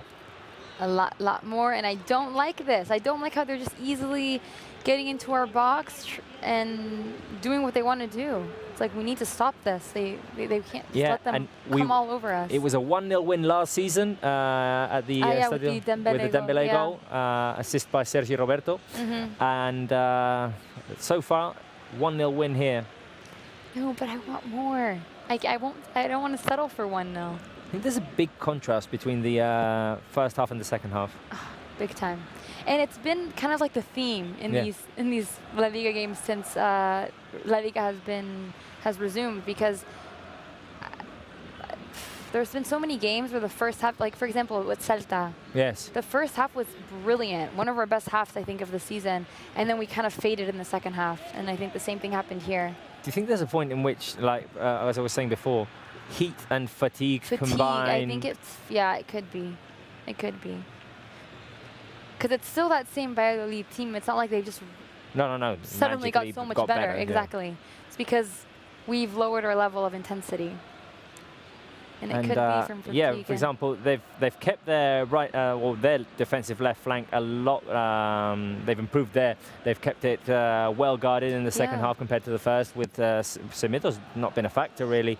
Not been involved, in creating offense for Barca. In the first half, he was going there all the way. Yeah. Yeah, and you're not seeing as many mistakes. I mean, if any mistakes in the second half from the defense from Valladolid. In the first half, they were kind of all over the place with heavy touches, giving the ball away, and that's where we created a lot of chances because we would steal the ball and drive towards goal. But second half, they've been pretty strong in the back. Yeah, let's see if we can get this late goal that would well, make things a lot more comfortable for us. Plus, it would mean that I would get my prediction right, which is always good for the self-confidence there. You would get it right. Mai would get it right. And Georgina. And Georgina as well. Don't just give all the credit to yourself. They would all win. That's true. That's true. Sergi Roberto moving forward. Here is Jordi Alba over to Sergi Roberto. Barca are going to decide to keep the ball and move it around here in Valladolid's half. Piqué in the middle.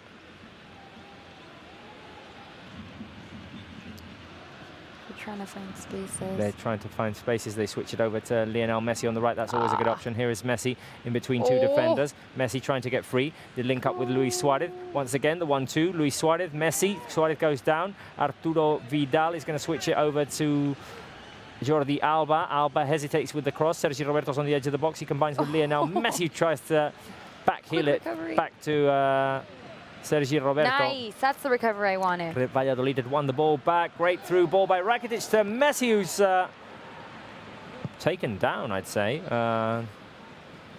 He's not complaining. Mateo Lauf didn't give the call. Very good recovery from Vidal, and Junior quickly got it back and gave Barca their possession again. And Messi with that one-touch dribble past two defenders. He's so good. And he was looking for that back heel pass to, I think it was Jordi Alba. Yes, either Sergi Roberto or Jordi Alba were making the run inside the box. 10 seconds remaining, and we'll get to the 90th minute mark, and it's still Valladolid 0, Barca 1 with the Vidal goal, which you can see shortly on our highlights on Barca TV Plus. Be sure to head over there. Once the game is over, we'll see how much added time is given. 4 minutes. 4 minutes. Same as the first half. Same as the first half, yeah. 8 minutes total of extra time in this game. Oh, Kai just... 4 minutes of action still. 4 minutes in which Barca need to hang on here. Yeah. Valladolid playing down the right-hand side. The cross is headed away by Arturo Vidal. Jordi Alba thought he was fouled. Another cross inside. Piqué heads it up in the air. Valladolid regain possession on the right-hand side. Another cross inside. They just keep crossing it in. And Barca so far doing a good job to head the ball away. Hervías with the cross to Stegen. Loose ball. Stegen thinks it went over the goal line. Araujo clears it away now. Oh my gosh. Suarez is going to fight for it. Valladolid regain possession here. Yeah. 1 minute of the 4 of added time has been played already. Sandro Ramirez brings it down on his chest, combines with Enes Unal. Enes Unal gets inside the box around Araujo. The shot by Sandro, saved by Ter Stegen at the near post, and Barca, I'd say, are unnecessarily suffering here. Yeah, there's no need for this. Ter Stegen didn't fly this time. He stayed on the ground, but managed to make a great save to deny Sandro Ramirez at the near post there, and it was a complicated save there with his right arm stuck out. Now just driving towards doing these dribbles. Sandro Ramirez tries to finish. Ter Stegen makes himself look very big, and then Piqué puts it up for a corner. I'm not sure what's happening here right now. They're showing that replay that Messi was taken down. He didn't complain though either. He didn't complain. I mean, he could have complained. He could, yeah. It was one of those shoulder-on-shoulder situations. I don't know why we're getting so many replays now. I can't see what's going on the field.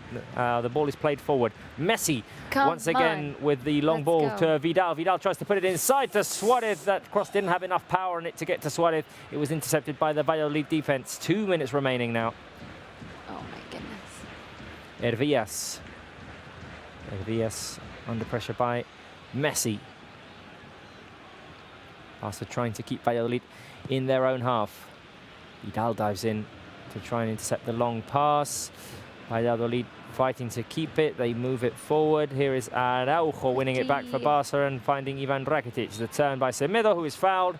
Barca are going to gain some seconds to breathe here. They look exhausted, the Barca players. They look exhausted, and they shouldn't do this to themselves where they have to suffer until the final seconds. That's what we were saying. Easily be up 2-3-0.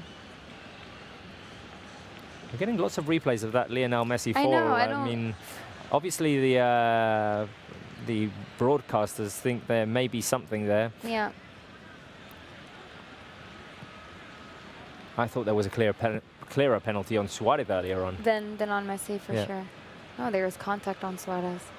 Valladolid moving forward. This could be their final opportunity. Sandro Ramirez plays it to the right. The cross inside by Waldo Rubio, intercepted by Jordi Alba. It goes back to Rubio. The cross inside into the hands of ter Stegen, who drops to the ground with the ball caught in his arms. Just stay there.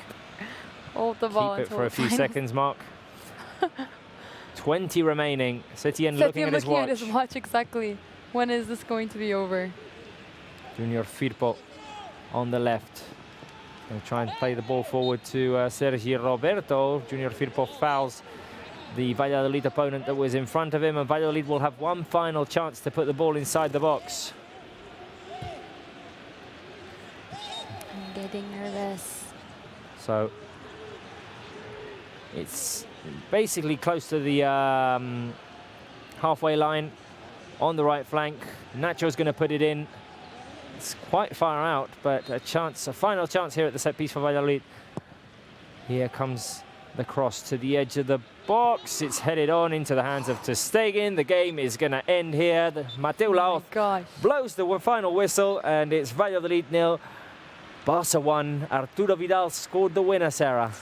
Yes, Arturo Vidal scored the winner. I would like to say the first half was very impressive. We created a lot of chances where I think we should have been 2-3 goals up. Second half, not as lively. It was kind of Valladolid's half. They were attacking, and I think the addition of Unai really helped them, and they were creating some danger and tested ter Stegen a couple times, I think 2-3 times. But at the end of the day, is these 3 golden points, continue fighting for the league title, and now pressure's on Real Madrid. The pressure is on Real Madrid. We'll be talking a lot more about the game in our post-game show. So you'll have to head over to Barca TV Plus, Sarah, to see the highlights and everything else. Exactly. So head over to Barca TV Plus right now, because we will be there talking about the interview with Setien, 3 rounds of highlights and players' reactions. So head over there and we will see you shortly.